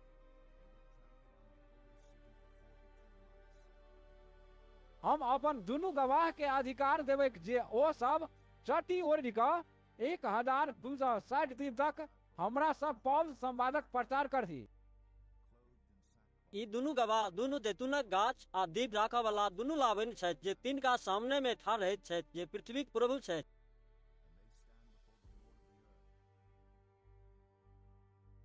जँ केओ हिनका सबके हानि पहुँचेबाक कोशिश करत तऽ हिनका सबक मुँह सँ आगि बहरा कऽ ओहि दुश्मन सबके भस्म कऽ देतैक। जे केओ हिनका सबक हानि पहुँचाबऽ चाहत तकर विनाश एहि तरहें निश्चित अछि। हिनका सबके अधिकार छनि जे आकाशक द्वार बंद कऽ देथि, जैसँ ई सब जहिया तक प्रभु सँ पौल संवादक प्रचार करता तहिया तक वर्षा नहीं होइक। हिनका सबके इहो अधिकार छनि जे जलस्रोत के खून बना देथि आ जतेक बेर चाहती पृथ्वी पर सब प्रकारक महामारी पठौत। जखन ओ सब अपन गवाही देबाक काज समाप्त कऽ लेता तब ओ जानवर जे अथाह कुंड में सँ बहैत अछि से हुनका सब पर आक्रमण करत आ हुनका सबके पराजित कऽ कऽ मारि देतनि। हुनका सबक लाश ओहि महानगरक सड़क पर पड़ल रहतनि जतऽ हुनका सबक प्रभु के सेहो क्रूस पर चढ़ा कऽ मारि देल गेल छलनि, और जे तुलनात्मक रूप में सदोम आ मिस्र कहबैत अछि। 3.5 दिन तक ओतय घास फूल भाषा आ जातिक लोग हुनका सभक लाश के देखैत रहत आ ओहि लाश सब के कबर नहीं ना दे। पृथ्वीक निवासी सब हुनका सभक मृत्यु से प्रसन्न होइत आ एक दोसर के उपहार बढ़ा कर आनंद मनाओ, किया तो परमेश्वरक ई दुनू प्रवक्ता पृथ्वीक निवासी सब के बहुत कष्ट पहुँचेने छला। मुदा 3.5 दिनक बाद परमेश्वरक दृष्टि से हुनका दुनू ने जीवनक सांस आबि गेलनि आ ओ सब पृथ्वी पर ठाढ़ भ गेलाह। तखन सब देखनिहारक मन में भयंकर डर सनिया गेलै। तखने स्वर्ग सँ उच्च आवाज में एक स्वर हुनका सबके ई कहैत सुनाई देलक जे एतऽ ऊपर आवा। आओ दुनू गोटे अपन दुश्मन सबक आँखिक सामने मेघ बाटे स्वर्ग में चल गेला। वही घड़ी बड़का भूकंप भेल आ नगरक 10म भाग माटि में मिल गेल। वही भूकंप से 7,000 लोग मारल गेल आ बाँचल लोग सब भयभीत भ स्वर्ग में विराजमान रह वाला परमेश्वरक महिमा गुणगान करऽ लागल।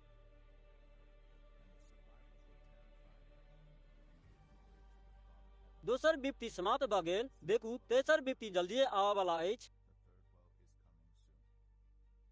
सातम स्वर्गदूत दू बुकलनि। यही पर स्वर्ग में एना कहैत कतेको आवाज जोर जोर से आवा लागल जे संसारक राज हमरा सबक प्रभु आ हुनकर मसीह के प्राप्त भ गेलनि। ओ युगानुयुग तक राज करता।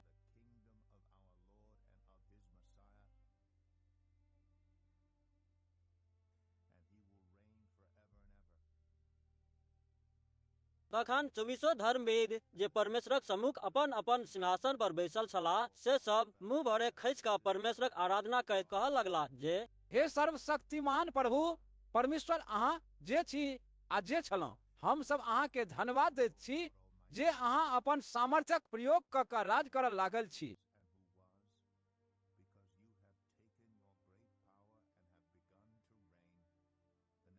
जाति जाति के लोक सब क्रोधित भेल और आब अहाँ के क्रोध प्रगट भ गेल अछि। ओ समय आबि गेल अछि जहिया मूल लोक सबक न्याय कयल जेतैक और जहिया अहाँ के सेवा करऽ वाला प्रवक्ता सब आ अहाँ के लोक सब के पुरस्कार भेटतैक, अर्थात छोट पैघ वही सब लोक के जे अहाँ के नामक भय मारैत अछि। ओ समय आबि गेल अछि जहिया पृथ्वी के नष्ट भ्रष्ट के निहार सबक विनाश कयल जेतै। तखन परमेश्वरक मंदिर जे स्वर्ग में छल से खोलल गेल आ ओहि मंदिर में परमेश्वरक संबंधक साक्षीक संदूक देखाई देलक। बिजली चमक लागल, मेघक गोलियाबात आ तड़कबाक आवाज होमऽ लागल, भूकंप भेल आ बड़का बड़का पाथर खसऽ लागल।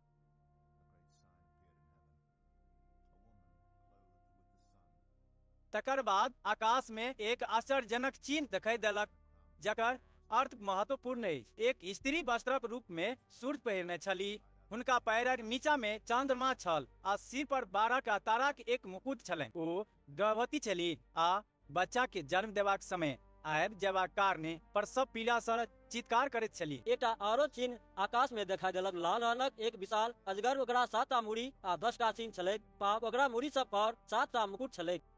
ओकर नानेर आकाशक 1/3 भाग तारा सबके बहारी कऽ पृथ्वी पर खसा देलक। बच्चा के जन्म देबऽ वाली स्त्रीक सम्मुख ओ अजगर ठाढ़ भ गेल, जाहि सँ जखने बच्चा के जन्म होए तब ओकरा गिर जाए।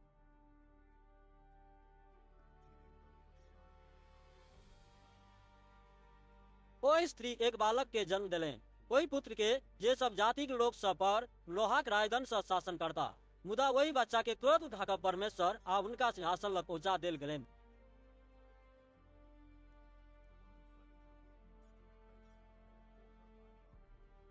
ओ स्त्री मरुभूमि दिस भागि कऽ चलि गेली, जतऽ परमेश्वर हुनका लेल एक स्थान तैयार कयने छलथिन, जाहि सँ 1260 दिन तक ओतऽ हुनकर देखभाल कयल जायनि। तकर बाद स्वर्ग में युद्ध शुरू भ गेल। मिकाएल अपन स्वर्गदूत सब के संग लऽ अजगर सँ युद्ध करऽ लगला। अजगर आ मगर दूत सब सेहो युद्ध कयलक।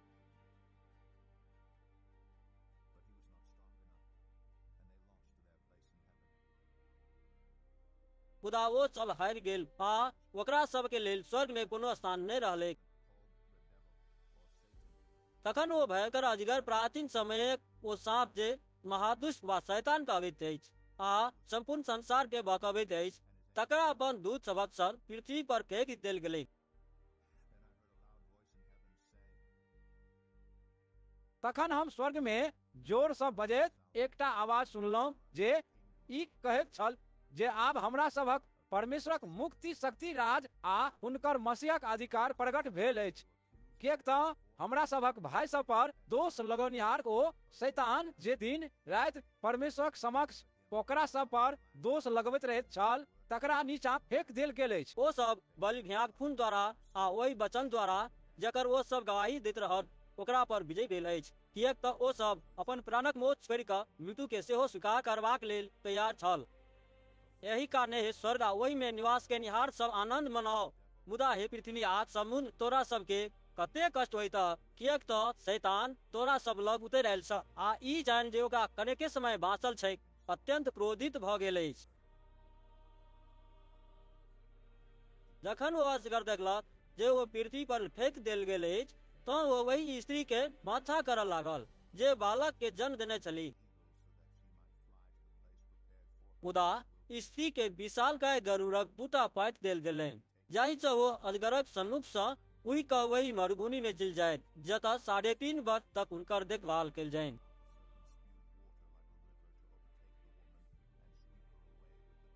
अजगर स्त्रीक पाछा अपना रूह सँ नदी जकाँ पानि निकाललक जाहि सँ कि स्त्री के बाजबा कऽ लऽ जानि। मुदा पृथ्वी स्त्रीक सहायता केलकै आ अपन मुँह ओढ़ि कऽ ओहि पानि के जे अजगर अपना मुँह सँ बहने छल पीबि लेलक। तखन अजगर स्त्री पर अत्यंत क्रोधित भेल आ स्त्रीक आरो संतान सब सँ अर्थात जे सब परमेश्वरक आज्ञा मानैत छैक आ यीशुक विषय में देल गेल गवाही पर अटल छैक तिनका सब सँ युद्ध करबाक लेल गेल। तखन हम एकटा जानवर के समुद्र में सँ बहरैत देखलहुँ जकरा 10 टा सींग आ 7 टा सिर छलैक। ओकर प्रत्येक सींग पर मुकुट छलैक आ प्रत्येक सिर पर एहन नाम लिखल छलैक जाहि द्वारा परमेश्वरक अपमान होइत छल।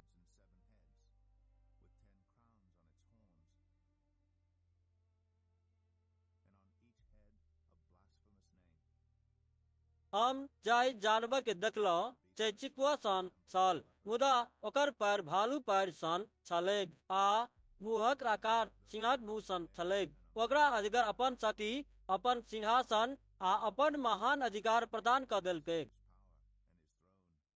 एना लगैत छल जे ओकर एकटा शिव पर प्राणघातक प्रहार कयल गेल छलैक, मुदा ओ घाव ठीक भऽ गेल छलैक। यही कारणे संपूर्ण पृथ्वीक लोक आश्चर्यित भऽ ओहि जानवरक भक्त भऽ गेल। लोक सब अजगरक पूजा केलक, किएक तऽ वह जानवर के अधिकार देने छलै। ओ सब जानवरक पूजा सेहो केलक आ कहलक, कई जानवरक बराबरी के भऽ सकैत अछि, एकरा संग युद्ध कऽ सकैत अछि। वही जानवर के अहंकारी आ परमेश्वरक निंदा वाला बात सब बजबाक मुँह देल गेलै आ 42 महीना तक ओकरा अपन काज करैत रहबाक अधिकार भेटलै। यही पर वो परमेश्वरक निंदा करऽ लागल आ हुनकर नामक, हुनकर निवास स्थानक आ वही सब लोकक जे स्वर्ग में रहैत छथि अपमान करऽ लागल। परमेश्वरक लोक सभक संग युद्ध करबाक आ हुनका सब पर विजय पाबाक शक्ति ओकरा देल गेलै और प्रत्येक कुल, राष्ट्र, भाषा आ जाति के लोक पर ओकरा अधिकार भेटलै।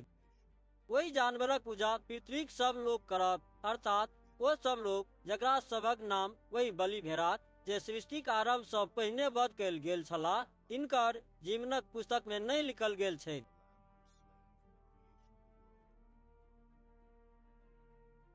जकरा सबके कान होइत से सब सुनि लियो।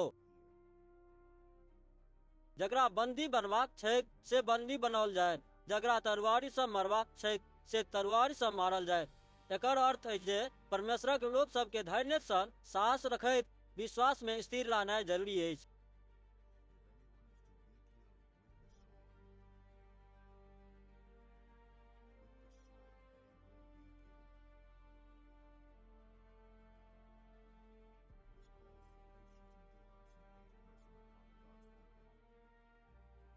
तकर बाद हम एक दोसर जानवर के देखलहुँ, ओ धरती में सँ बहरैत छल। ओकरा भेड़ा जकाँ 2 टा सींग छलैक, मुदा वो अजगर जकाँ बजैत छल।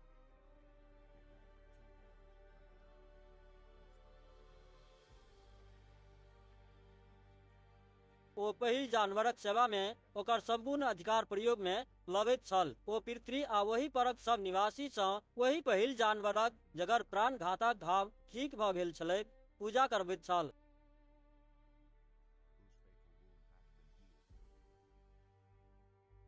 ओ बड़का बड़का चमत्कार देखबैत छल, एहन चमत्कार जे लोकक देखते देखते में आकाश सँ पृथ्वी पर आगि बरसा दैत छल।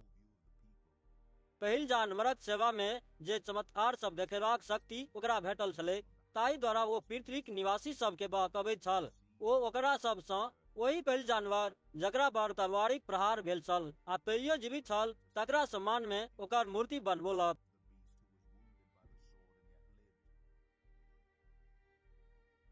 ओकरा जानवरक प्रतिमा में प्राण राखि देबाक अधिकार भेटलै, जाहि सँ ओ प्रतिमा बाजऽ लागे आ जे सब प्रतिमा पूजा नहीं करत तकरा मरवा दे। ओ छोट पैघ धनिक गरीब स्वतंत्र दास सब लोग के दहिना हाथ पर वा कपार पर छाप लगबेबाक लेल बाध्य केलकै। वो यही प्रकारक नियम बना देलक जे जकरा पर वो छाप नहीं लागल छलै से सब कोनो प्रकारक कीनऽ बेचऽ वाला काज नहीं कऽ सकैत छल। ओ छाप जानवरक नाम वा ओकरा नाम सँ संबंधित छल। एतऽ बुद्धिक आवश्यकता अछि जे बुद्धिमान होय से जानवरक नामक अंकक हिसाब लगाबो, किएक तऽ ई अंक मनुष्यक नामक संकेत अछि। ई अंक अछि।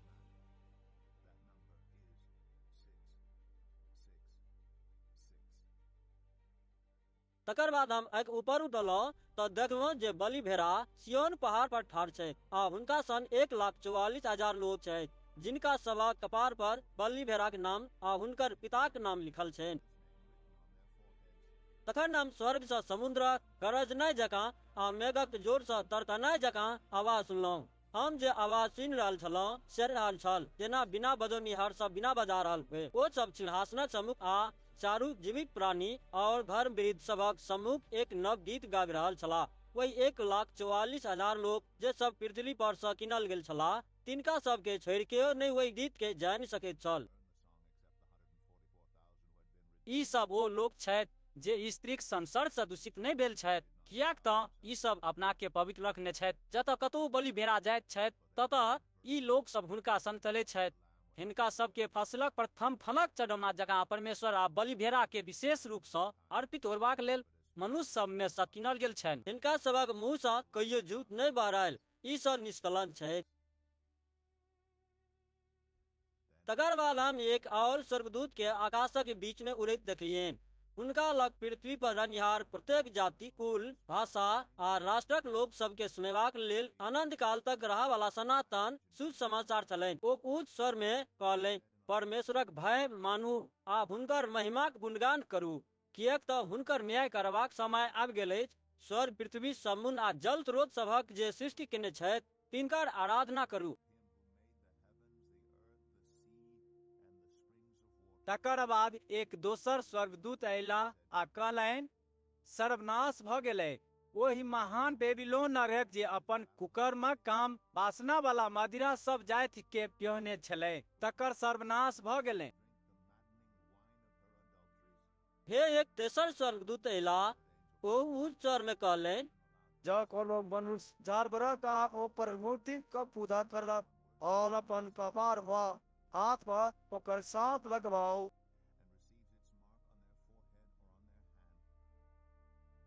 तऽ ओकरा परमेश्वरक क्रोधक ओ मदिरा पीबऽ पड़तै जे बिनु कोनो मिलावट का हुनका क्रोधक बाटी में ढारल गेल अछि।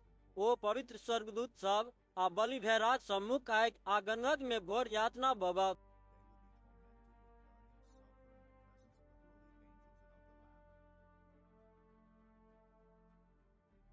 जे लोक जानवर आ ओकर मूर्तिक पूजा करैत अछि आ ओकर नामक छाप स्वीकार करैत अछि, तकर सबक यातना का धुआं युगान युग तक उड़ैत रहत आ ओकरा सबके दिन राति कखनो चैन नहीं भेटतै। एही कारणे परमेश्वरक लोक सबके अर्थात तकरा सबके जे सब परमेश्वरक आज्ञा का पालन करैत अछि आ यीशु पर विश्वास करऽ में स्थिर रहैत अछि, धैर्यक संग साहस रखनाइ जरूरी अछि। तखन हमरा स्वर्ग सँ एकटा आवाज ई कहैत सुनाई देलक जे ई लिखऽ, आब ओ लोक सब जे प्रभु पर विश्वास कऽ कऽ मरैत अछि से कतेक धन्य अछि। प्रभुक आत्मा ई कहैत छथि जे हाँ, ओ सब अपन अपन परिश्रम सँ आराम पाओत, किएक तऽ ओकरा सबक सत्कर्म ओकरा सबक संग जेतै। फेर हम नजर उठलहुँ तऽ देखैत छी जे एक उज्जर मेघ अछि आ मेघ पर मनुष्य पुत्र सन केओ बैसल छै। हुनका सिर पर सोनाक मुकुट आ हाथ में एक तेज हाँसू छनि। तखन एक दोसर स्वर्गदूत मंदिर सँ बाहर एला आ मेघ पर बैसल व्यक्ति के उच्च स्वर में कहलथिन, अपन हाँसू चलाओ आब फसल काटू, किएक तऽ कटनी करबाक समय भऽ गेल अछि। पृथ्वी फसल पटि गेल अछि।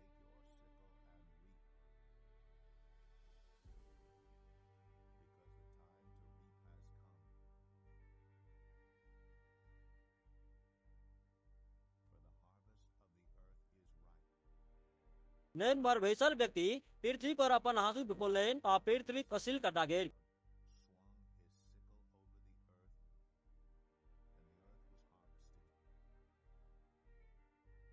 तकर बाद एक दोसर स्वर्गदूत स्वर्गक मंदिर में सब आरेला। हुनको हाथ में एकटा तेजगर हाँसू छलनि।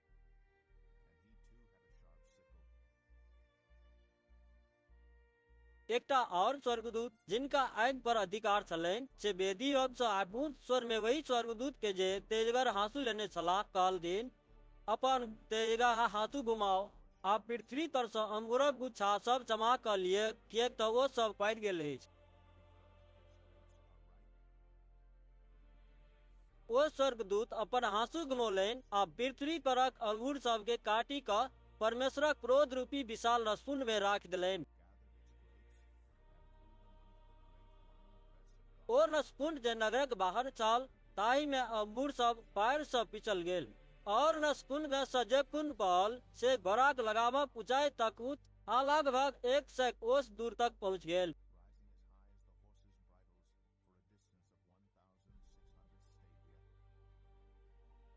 हम स्वर्ग में एक और महत्वपूर्ण आ आश्चर्यजनक चिन्ह देखलहुँ। 7टा स्वर्गदूत छलाह जिनका लग 7टा विभूति छलनि। ई अंतिम विभूति सब अछि, किएक तऽ एकरा सब द्वारा परमेश्वरक क्रोध पूर्ण भऽ कऽ समाप्त भऽ जाइत अछि। आब हमरा आदि मिलायल शीशाक समुद्र सब कोनो वस्तु देखाई देलक जे लोग सब जानवर पर, ओकर मूर्ति पर आ ओकर नाम सँ संबंधित अंक पर विजय पोने छल, से सब ओहि शीशाक समुद्र पर ठाढ़ छल। ओकरा सभक हाथ में परमेश्वरक दिस सँ देल गेल बीना छलैक। ओ सब परमेश्वरक सेवक मूसाक भी आ बलि भेड़ाक भी गाबि कऽ कहि रहल छल जे हे सर्वशक्तिमान प्रभु परमेश्वर, अहाँके काज सब महान आ अद्भुत अछि। हे युग युगक राजा, अहाँ जे किछु करैत छी से न्यायसंगत आ सत्य अछि। हे प्रभु, के अहाँके बाई नहि मानत आ अहाँके महिमाक गुणगान नहि करत, किएक तऽ अहींटा पवित्र छी। सब जातिक लोक सब आबि कऽ अहाँके आराधना करत, किएक तऽ अहाँक न्यायसंगत काज सब प्रकट भऽ गेल अछि।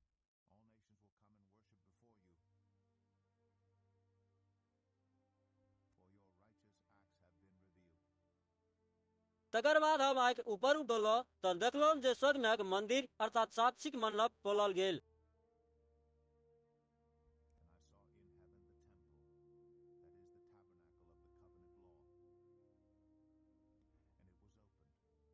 आ वही में सब ओ 7टा विभूति लऽ कऽ 7 स्वर्गदूत बहरेला। ओ सब साफ आ चमक वाला मलमलक वस्त्र पहिरने छलाह आ हुनका सभक छाती पर सोनाक चौड़ा पट्टी बान्हल छलनि।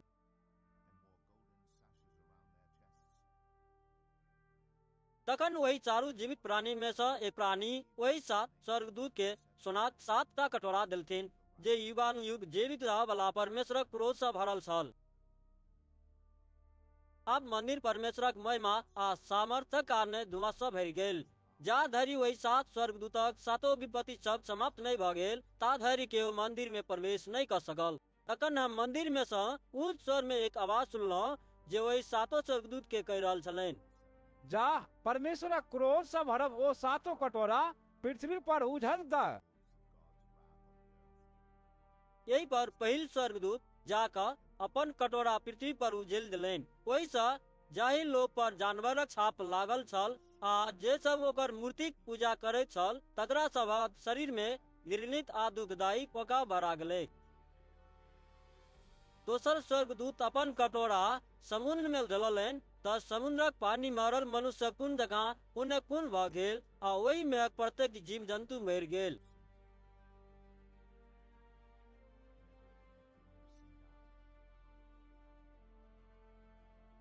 तेसर स्वर्गदूत अपन कटोरा नदी सब पर आ जलक स्रोत सब पर उझललनि, ओहो सब खून बनि गेल।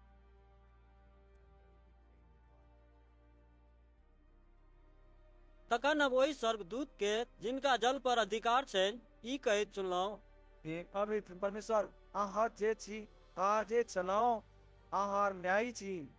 अहाँक ई निर्णय सब न्याय संगत अछि, जे सब अहाँक लोक सभक आ अहाँक प्रवक्ता सभक फूल पौड़े छल, तकरा सबके अहाँ विवाह कनि हुने देलहुँ, ओकरा सबके रीत दंड भेटनाइ उचिते छल। तखन हम फेर वेदी लग सँ एकटा आवाज के ई कहैत सुनलहुँ, हाँ, हे सर्वशक्तिमान प्रभु परमेश्वर, अहाँक निर्णय सँ निश्चय उचित आ न्याय संगत अछि।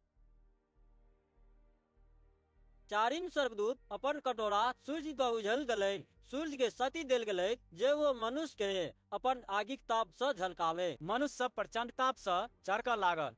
ओ सब विपत्ति सब पर अधिकार रखनिहार परमेश्वरक नामक निंदा कयलक, मुदा अपना पापक लेल पश्चाताप कऽ कऽ हृदय परिवर्तन नहीं कयलक आ परमेश्वरक स्तुति नहीं करऽ चाहलक। पांचम स्वर्गदूत अपन कटोरा जानवरक सिंहासन पर उझल देलनि। यही सँ ओकर संपूर्ण राज में अन्हार पसरि गेलै आ पीड़ा कारणे लोक सब अपन जीव दाँत सँ काटऽ लागल।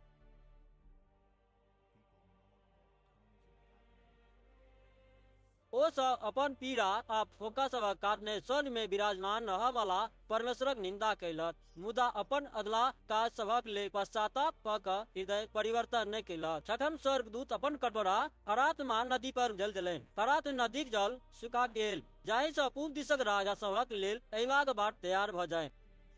तकर बाद हम अजगरक मुँह सँ, जानवरक मुँह सँ आ झूठा भविष्यवक्ताक मुँह सँ तीनटा दुष्ट आत्मा के, जे देखऽ में बेल जकाँ लगैत छल, बाहर देखलहुँ।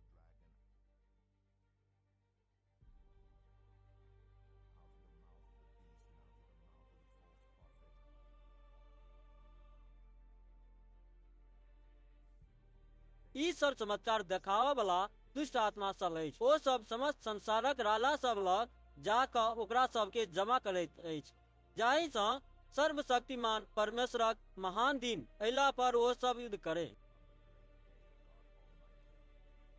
देख, हम चोर जकाँ आबि रहल छी। धन अछि ओ जे जागल रहैत अछि आ अपन वस्त्र अपना संग रखैत अछि, जाहि सँ ओ नानत नहीं बहराय आ लोक ओकर नग्नता नहीं देखै।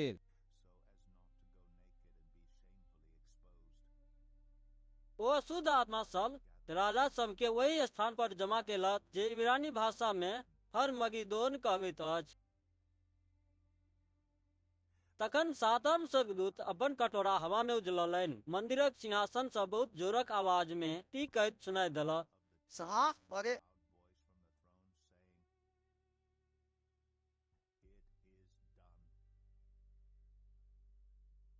यही पर बिजली चमकऽ लागल, मेघक बोनियावा आ तकर बाद आवाज होमऽ लागल आ बहुत भारी भूकंप भेल। ओ भूकंप कतेक भारी छल जे पृथ्वी पर मनुष्यक उत्पत्ति सँ लऽ कऽ आइ तक कहियो नहीं ओहन भूकंप भेल छल।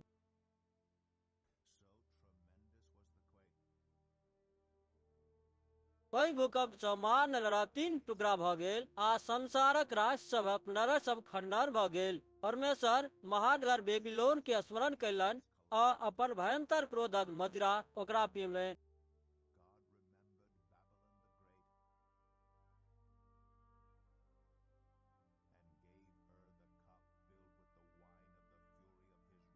सब दिन विलीन भऽ गेल आ पहाड़ सभक पता नहीं चलल। आकाश सँ मन मन भरि के बड़का बड़का पाथर मनुष्य सब पर खसऽ लागल।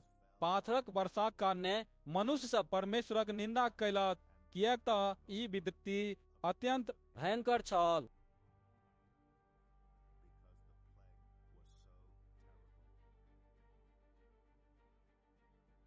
जाहि सात स्वर्गदूत लग 7टा कटोरा छलनि, ताहि में सँ एकटा स्वर्गदूत हमरा लग आबि कऽ कहलनि, एतऽ आउ, हम अहाँके देखायब जे वही महावेश्याक एकोना कऽ दंडित कयल जाय, जे बहुतो नदी नारी पानी पर बैसल अछि। ओकरा संग पृथ्वीक राजा सब कुकर्म कयलक आ पृथ्वीक निवासी सब ओकर कुकर्मक मदिरा पीब कऽ मरि गेलै।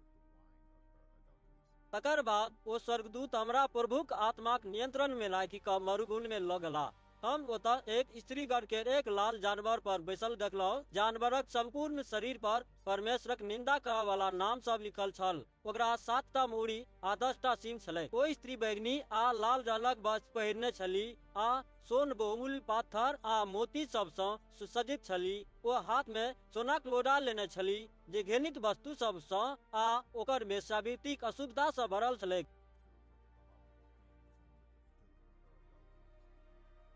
ओकरा कपार पर एक रहस्यमय नाम अंकित छलैक, महान बेबीलोन, पृथ्वीक वेश्या सब आ घृणित वस्तु सबक माय।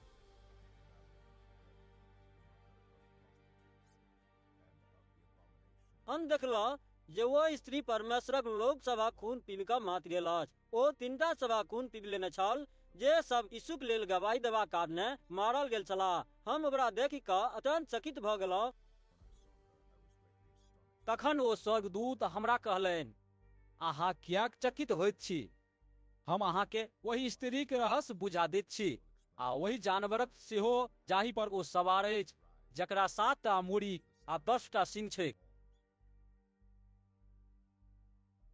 जाहि जानवर के अहाँ देखलहुँ से पहिने छल, आब नहि अछि, आ अथाह कुंड में सँ निकलऽ वाला अछि। ओ निकलत आ नष्ट कयल जायत। मुदा पृथ्वीक ओ निवासी सब जकरा सभक नाम सृष्टिक आरंभ सँ जीवनक पुस्तक में नहि लिखल गेल अछि, से सब ई देख कऽ आश्चर्य में पड़ि जायत जे ओ जानवर पहिने छल, तखन नहि छल और फेर आबि गेल अछि।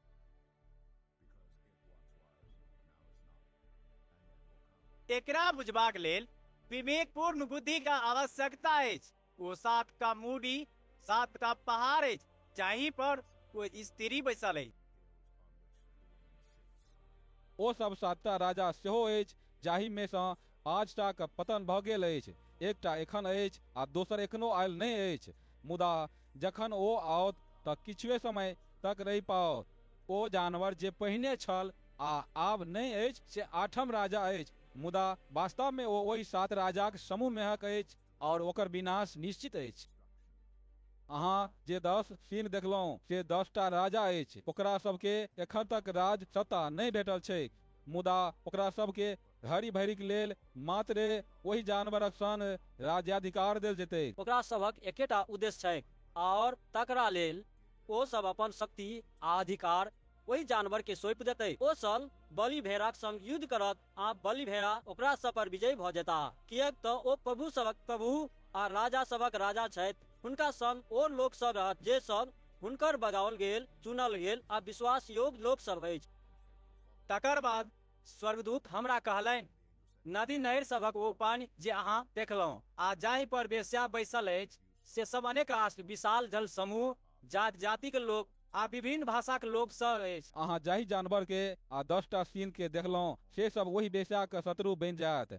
ओ सब ओकरा उजाड़ कऽ कऽ नानट कऽ देतैक, ओकर मांस सुखा देतैक आ ओकरा आगि में जरा देतैक। किएक तऽ जाबत तक परमेश्वरक कहल बात पूरा नहीं भऽ जाइन, ताबत तक परमेश्वर अपन उद्देश्य पूरा करेबाक लेल ओहि राजा सबके एहि बात में एकमत रहबाक भावना देथिन जे हम सब अपन राजकीय अधिकार जानवर के सौंपने रहब। अहाँ जाहि स्त्री के देखलहुँ से ओ महानगर अछि जे पृथ्वीक राजा सब पर राज करैत अछि। तकर बाद हम एक और स्वर्गदूत के स्वर्ग सँ उतरैत देखलहुँ। हुनका लग पैघ अधिकार छलनि आ हुनकर तेज सँ धरती प्रकाशित भऽ गेल।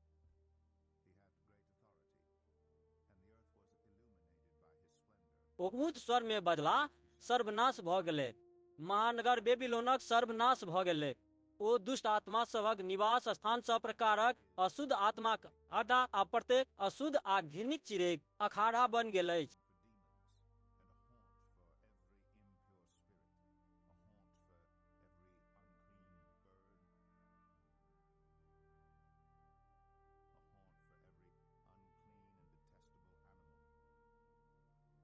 किएक तऽ सब जातिक लोक ओकर कुकर्म काम, बासना वाला मदिरा पिलेज, पृथ्वीक राजा सब ओकरा संग कुकर्म केने अछि आ पृथ्वीक व्यापारी सब ओकर अपार भोग विलास करबाक कारणे धनवान भऽ गेल अछि।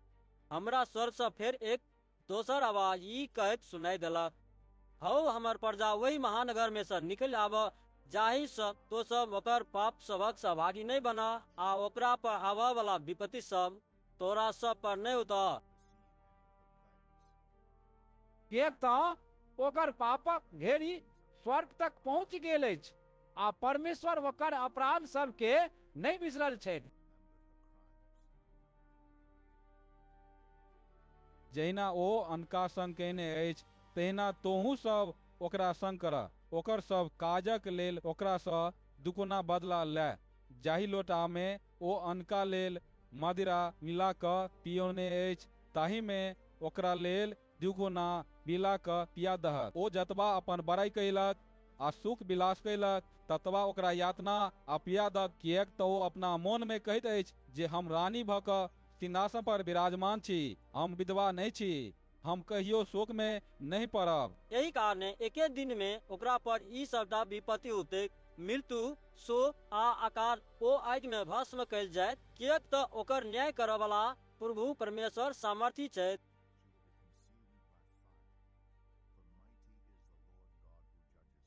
पृथ्वीक राजा जे सब ओकरा संग कुकर्म कयलक आ ओकरा संग भोग विलासक जीवन व्यतीत कयलक, से सब जखन ओकर जरबाक धुआं देखत तऽ ओकरा लेल कानत आ शोक करत। ओकरा पीड़ा के देखि कऽ ओ सब भयभीत भऽ जायत आ दूरसँ ठाढ़ भऽ कऽ कहत, हे महान बेबीलोन, हाय हाय, हे शक्तिशाली महानगर, तोरा हरिये भरि में दंड दऽ देल गेला।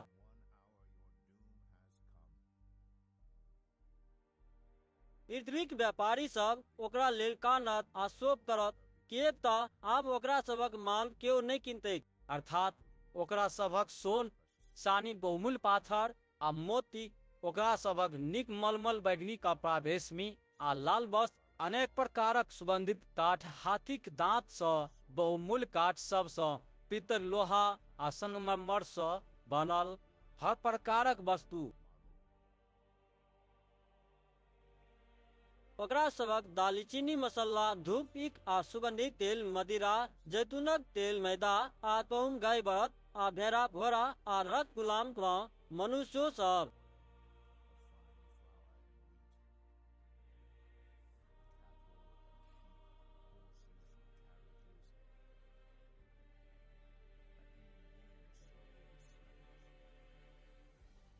ओ सब कहत, हे बेबीलोन, जाहि फल प्राप्तिक तो कामना कयने छलह से तोरा सँ दूर चल गेला, तोहर संपूर्ण वैभव आ तरक भरक सर्वनाश भऽ गेला, तो ई सब फेर नहीं देखबह। एहि वस्तु सभक व्यापारी सब जे सब ओहि नगरक कारणे धनवान भऽ गेल छल, से सब आब ओकर यातना देखि कऽ भयभीत भऽ दूरसँ ठाढ़ भऽ आरनी कानी कऽ शोक करत आ कहत, ताहि महानगरक लेल हाय हाय, जे नीक मलमल, बैगनी आ लाल रंग वस्त्र पहिरैत छली आ सोन, बहुमूल्य पाथर आ मोती सबसँ विभूषित छल। एकर संपूर्ण वैभव घड़िये भरि में माटी में मिल गेलै। प्रत्येक जहाजक कप्तान, प्रत्येक जल यात्री, नाव चलाबऽ वाला सब आ ओ सब लोग जे सब समुद्र सँ जीविका चलबैत अछि, सब दूरे ठाढ़ रहत। आ ओकर जरबाक धुआं देखि कऽ चिचिया उठत जे एहि महानगर जकाँ और कोन नगर छल।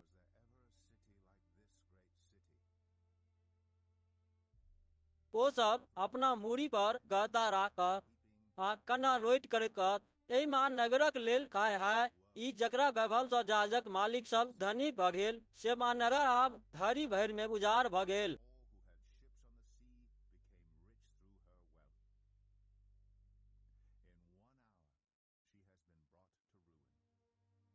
हे स्वर्ग, ओकर पराजय से आनंद बनाओ। हे पवित्र लोक सब, मसीह दूत लोकनि आ परमेश्वरक प्रवक्ता सब, आनंद मनाओ, किएक तऽ जे व्यवहार ओ अहाँ सभक संग कयने छल तकरा लेल परमेश्वर ओकरा दंडित कऽ देलथिन।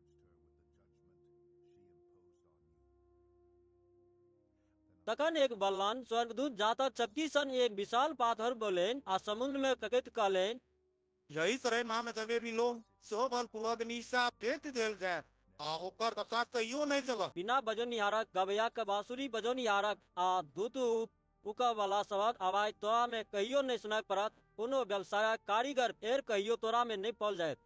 जांत चलबाक आवाज आब तोरा में कहियो नहीं सुनाई देत।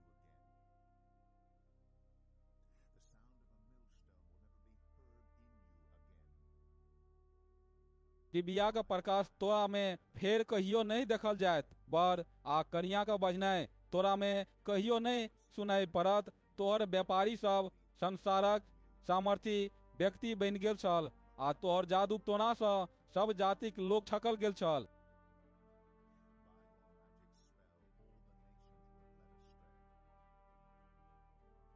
ओकरा में प्रभु प्रदाता सब आ पवित्र लोक सबक खून पालखिन। हाँ, वही सर्वव्यापक खून जे सब पृथ्वी पर पास कैल के छल।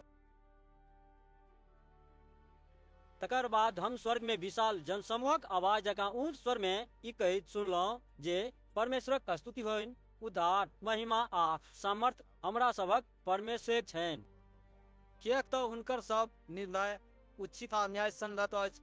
संपूर्ण पृथ्वी के अपन वेश्यावृत्ति सँ भ्रष्ट करब वाली ओहि महावेश्या के ओ दंडित केलथिन।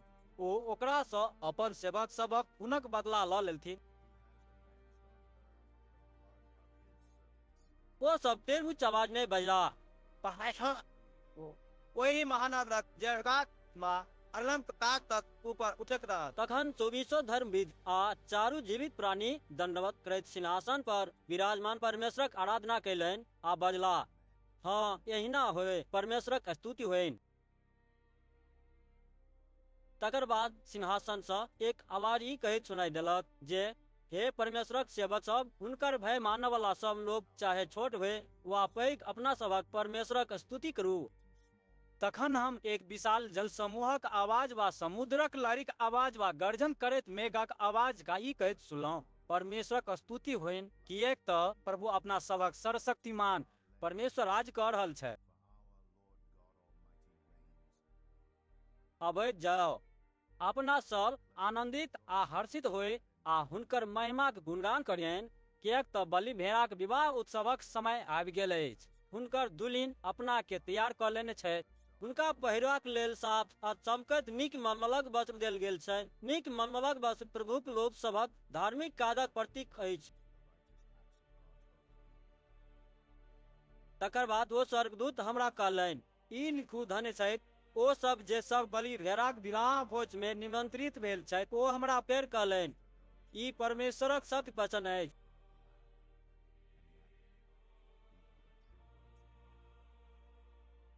तखन हम हुनका आराधना करबाक लेल हुनका चरण पर खसि पड़लहुँ, मुदा ओ हमरा कहलनि, एना नहि करू।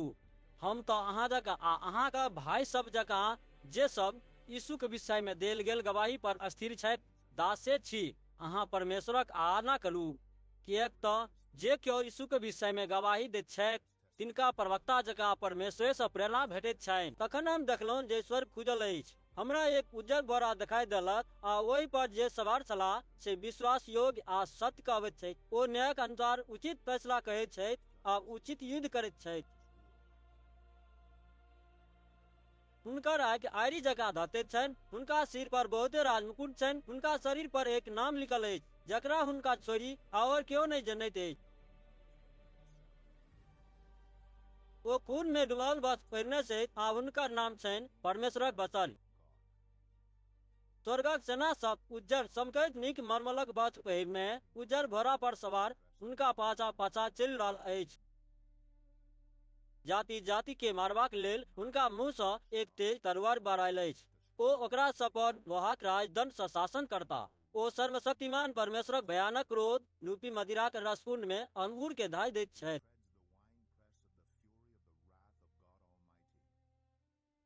हुनका वस्त्र आ हुनका जान पर ई नाम लिखल अछि, राजा सबक राजा आ प्रभु सबक प्रभु। फेर हम एक स्वर्गदूत के सूर्य में ठाढ़ देखलहुँ। ओ ऊंच स्वर में आकाशक बीच उड़य वाला सब चिड़ै के शोर पालनि। अरे जो परमेश्वरक महाभोजक लेल समाहित हो,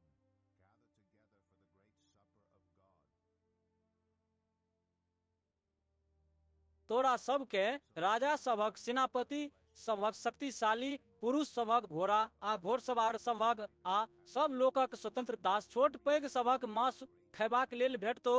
तकर बाद हम जानवर के आ पृथ्वी के राजा सबके और ओकरा सबक सेना सबके वही घोड़सवार आ हुनकर सेना सब सँ युद्ध करबाक लेल जमा भेल देखलहुँ। ओ जानवर पकड़ल गेल आ ओकरा संग ओ झूठा भविष्यवक्ता सेहो जे ओकर सेवा करे चमत्कार सब देखौने छल। एहि चमत्कार सब द्वारा ओ वही लोक सबके बपौने छल जे सब जानवरक छाप ग्रहण कयने छल आ ओकर मूर्तिक पूजा कयने छल। जानवर आ झूठा भविष्यवक्ता के गंधक सँ धधकैत आगि कुंड में जीविते फेंक देल गेलै। बाकी लोक ओहि घोड़सवारक मुँह सँ बारह तरवारी सँ मारल गेल आ सब चिड़ै ओकरा सभक मांस खा कऽ अरा गेल।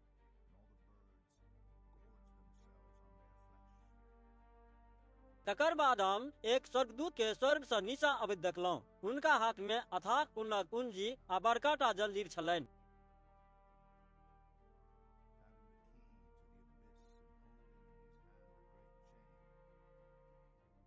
ओ वही अजगर के अर्थात प्राचीन समय वही सांप के जे महादुष्ट वा शैतान अछि पकड़ि कऽ के 1000 वर्षक लेल बान्हि देलनि। ओकरा अथाह कुंड में फेंक कऽ बंद कऽ देलनि आ वही पर मोहर मारि देलनि, जाहि सँ जा धरि 1000 वर्ष बीती नहीं जाए ता धरि ओ जाति जाति लोक सबके और नहीं बका सके। तकर बाद ओकरा किछु समय लेल छोड़ल गेनाइ आवश्यक अछि। तखन हम सिंहासन सब देखलहुँ जे सब वही पर बैसल छलाह, तिनका सबके न्याय करबाक अधिकार देल गेल छलनि। हम वही लोक सबक आत्मा सबके देखलहुँ जिनका सबक यीशु के गवाही देबा कारणे आ परमेश्वरक वचन सुनेबा कारणे काटि देल गेल छलनि। ओ सब ने तो वही जानवरक आ ने ओकर मूर्ति पूजा केने छलाह, ने अपना कपार वा हाथ पर ओकर छाप लगबौने छलाह। ओ सब फेर जीवित वा 1000 वर्ष तक मसीहक संग राज कयलनि। ई पहिल जीव उठनाइ अछि। बाकी मरल लोक सब 1000 वर्ष समाप्त भेलाक बादे जीवित भेल।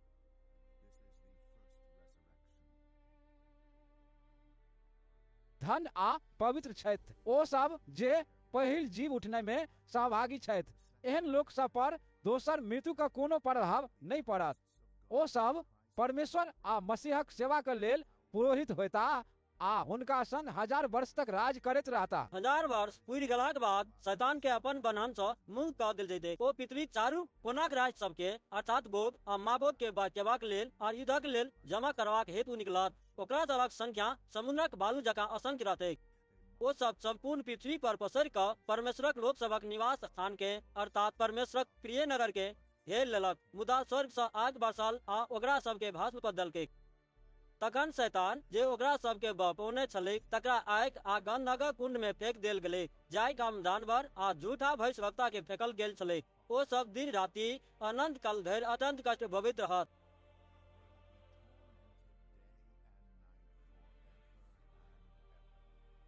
तकर बाद हम एक विशाल उज्जर सिंहासन आ ओहि पर विराजमान व्यक्ति के देखलहुँ।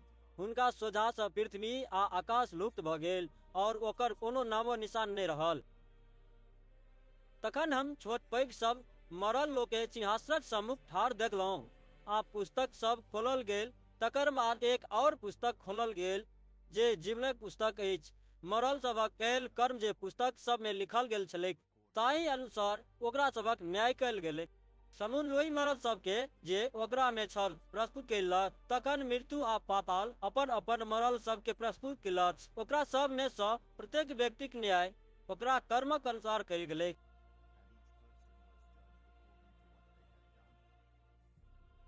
तकर बाद मृत्यु आ पाताल दुनू के आगि कुंड में फेंक देल गेलै। ई आगि कुंड दोसर मृत्यु अछि।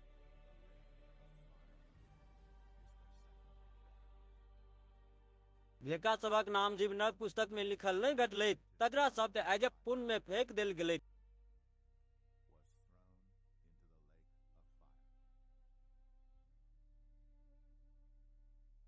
तखन हम एक नव आकाश आ एक नव पृथ्वी देखलहुँ। पुरान आकाश आ पुरान पृथ्वी दुनू लुप्त भऽ गेल छल आ आब समुद्रो नहि रहल। तकर बाद हम पवित्र नगर नव यरूशलेम के स्वर्ग सँ परमेश्वर लग सँ उतरैत देखलहुँ। ओ अपन बरक लेल श्रृंगार कयल गेल नव कन्या जकाँ सजाओल गेल छल। तखन हमरा सिंहासन सँ एक आवाज जोर सँ ई कहैत सुनाई पड़ल, देखू परमेश्वरक निवास आब मनुष्यक बीच में छनि। परमेश्वर ओकरा सभक संग निवास करता। ओ सब हुनकर प्रजा होइत आ परमेश्वर अपने ओकरा सभक बीच रहि कऽ ओकरा सभक परमेश्वर होथिन। ओ ओकरा सभक आँखिक सब नोर पोछि देथिन तकर बाद ने मृत्यु रहत, ने शोक, ने विलाप, आ ने कष्ट, के तब पहिलुका बात सब समाप्त भऽ गेल अछि।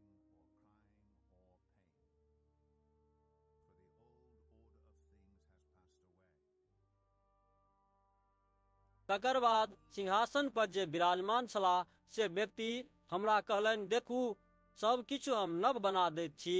तखन ओ हमरा कहलनि, ई बात सब लिखू, किएक तऽ ई सत्य अछि और एहि पर भरोसा राखल जा सकैत अछि। ओ हमरा फेर कहलनि, पूर्ण भऽ गेल। हम अल्फा और ओमेगा अर्थात शुरुआत आ अंत छी। जे केओ पियासल होय तकरा हम मन्दनी में जीवनक जलक सोता सँ पिएबै। जे सब विजय होयत से सब ई बात सब प्राप्त करबाक अधिकारी होयत। हम ओकरा सबक परमेश्वर होयबै आ ओ सब हमर पुत्र होयत। मुदा डरपोक सभक, अविश्वासी सभक, हिरणिक लोकक, हत्यारा सभक, अनैतिक शारीरिक संबंध राखय वाला सभक, जादू टोना केनिहार सभक, मूर्तक पूजा केनिहार सभक, आ सब झूठ बजनिहारक स्थान ओहि आगिक कुंड में होइत अछि, जे गंधन सँ धधकैत रहैत अछि। या अछि दोसर मृत्यु।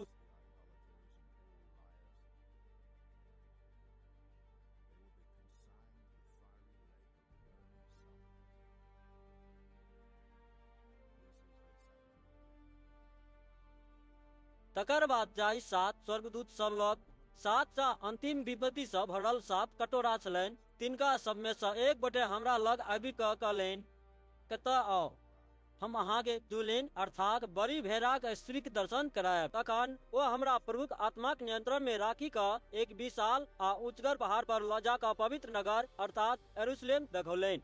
ओ नगर परमेश्वर लग सँ स्वर्ग सँ उतरि रहल छल। ओ परमेश्वरक महिमाक तेज सँ प्रकाशित छल आ बहुमूल्य पाथरक समान सूर्यकांत वा आर पार देखाय वाला शीशा जकाँ चमकि रहल छल।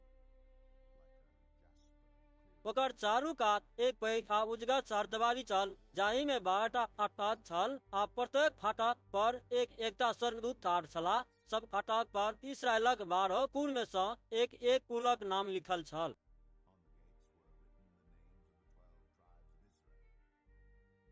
पूर्व दिस 3 फाटक, उत्तर दिस 3 फाटक, दक्षिण दिस 3 फाटक आ पश्चिम दिस 3 फाटक छल। नगरक चारदीवारी 12टा न्योय पाथर पर बनाओल गेल छल, जाहि पर बलि भेड़ाक 12 मसीह दूतक नाम लिखल छल। जे स्वर्गदूत हमरा सब बात कर रहल छलाह, तिनका लग नगर आ ओकर फाटक सब आ नगरक चारदीवारी के नापबाक लेल सोनाक एकटा नाव वाला लगा छलनि। नगर चौखुट छल, ओकर लंबाई आ चौड़ाई बराबर छल। ओ लबगा सँ नगर के जखन नपलनि तऽ ओकर लंबाई ओस भेल। ओकर लंबाई, चौड़ाई आ ऊंचाई एके रंग छलै। नगरक चारदीवारी के जखन नपलनि तब ओकर मोटाई मनुष्य सभक नापक अनुसार, जे नाप स्वर्गदूत सेहो प्रयोग केलनि, 8 भेल। नगरक चारदीवारी सूर्यकांत पाथर सँ बनल छल आ नगर शुद्ध सोन सँ बनल छल, जे साफ शीशा जकाँ आर पार देखाई दैत छल। ओहि नगरक न्योय हर प्रकारक बहुमूल्य पाथर सँ सुसज्जित छल। न्योय पहिल पाथर सूर्यकांतक, दोसर नीलमक, तेसर कुदंती, चारिम मरकतक।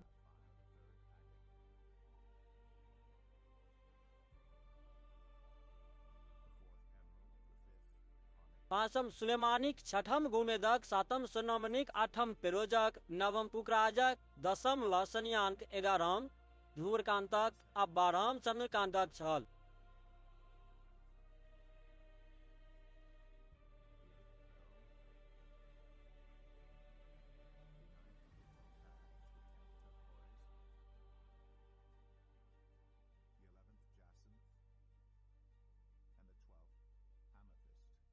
बारह फाटक 12 मोती सँ बनल छल, प्रत्येक फाटक एकटा मोतीक बनल छल। ओहि नगरक मुख्य सड़क आर पार देखाय वाला शीशा जकाँ शुद्ध सोन सँ बनल छल।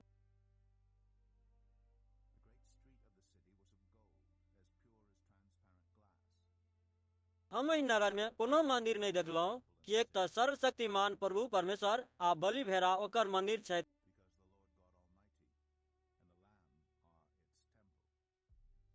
नगर में सूर्य आ चंद्रमाक प्रकाशक आवश्यकता नहीं अछि, किएक तऽ परमेश्वरक महिमाक तेज ओपर निजोत होइत अछि आ बलि भेड़ा ओपर निल्या छै। जाति जातिक लोक सब नगरक इजोत में चलत आ पृथ्वीक राजा सब अपन वैभव के वही में लाओत। नगरक फाटक कखनो दिन में बंद नहीं कल जाय आ राति ओतऽ होबे नहीं करत।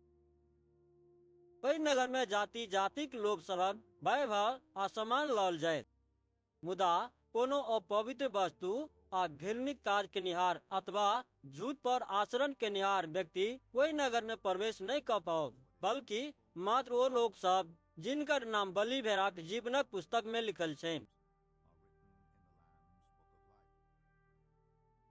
आब वो स्वर्गदूत हमरा जीवन जलक नदी देखौलनि जे आर पार देखाय वाला शीशाक समान साफ छल आ जे परमेश्वर और बलि भेड़ाक सिंहासन से निकलि कऽ नगरक मुख्य सड़कक बीच बाटे बहि रहल छल। नदीक दुनू कात में जीवनक गाछ छल जे साल में 12 बेर फड़ैत छल। हर मास में एक बेर वही गाछक पात जाति जातिक लोक सबके स्वस्थता प्रदान करबाक लेल छल।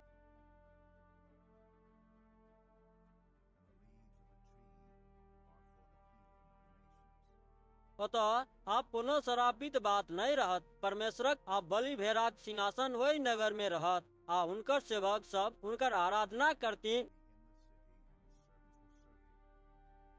वो सब हुनकर मुंह देतीन आ हुनका सभक कपार पर हुनकर नाम लिखल रहतीन।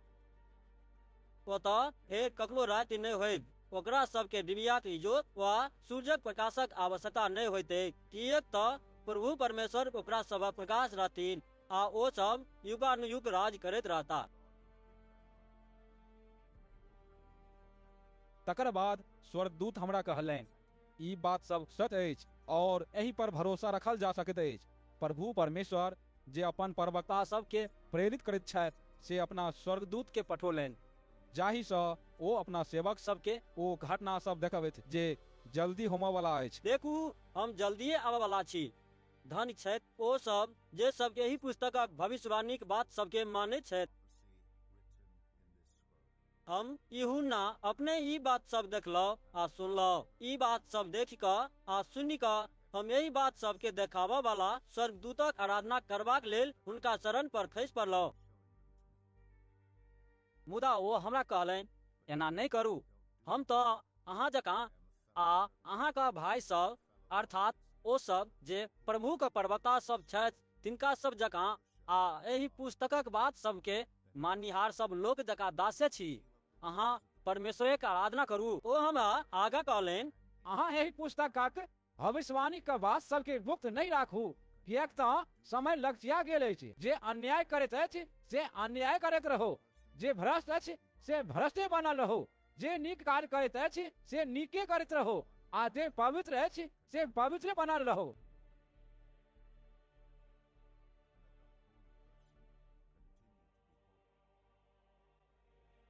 देखू, हम जल्दी आबि रहल छी। हमरा लग प्रत्येक मनुष्य के ओकरा कर्मक अनुसार देबाक लेल प्रतिफल अछि। हम अल्फा आ ओमेगा, पहिल आ अंतिम, शुरुआत आ अंत छी। धन्य छथि ओ सब जे अपन वस्त्र के धोइत छथि, हुनका सबके जीवनक गाछक फल खयबाक और नगर में जयबाक लेल फाटक सब बाटे प्रवेश करबाक अधिकार भेटतनि। मुदा कुकुर, जादू टोना केनिहार, अनैतिक शारीरिक संबंध रखनिहार, हत्यारा, मूर्तक पूजा केनिहार आ असत सँ प्रेम केनिहार और ओहि पर आचरण केनिहार बाहरे रह जाए। हम यीशु स्वयं अपना स्वर्गदूत के पठौने छी, जाहि सँ ओ अहाँ सबके एही बात सभक गवाही देत आ अहाँ सब मंडली सबके दी। हम दाऊद वंशक मूल छी, दाऊदक श्रेष्ठ वंशज छी। हम भोरक चमकैत तारा छी। परमेश्वरक आत्मा आ बलि भेड़ाक दुल्हिन कहैत छथि, आओ, जे सब सुनैत अछि सेहो सब कहू। आओ, जे पियासल हुए से आबो, जे चाहैत हुए से बिनु मूल्य दऽ कऽ जीवन जल प्राप्त करो।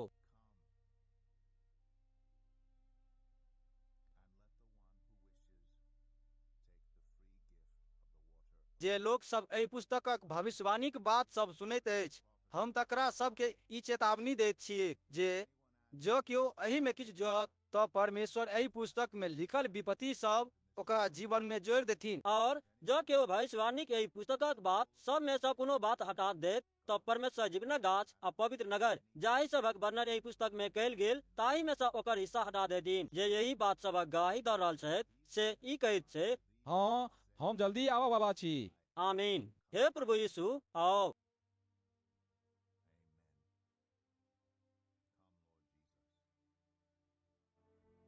प्रभु यीशु का कृपा अहाँ सब गोटे पर बनल रहे। आमीन।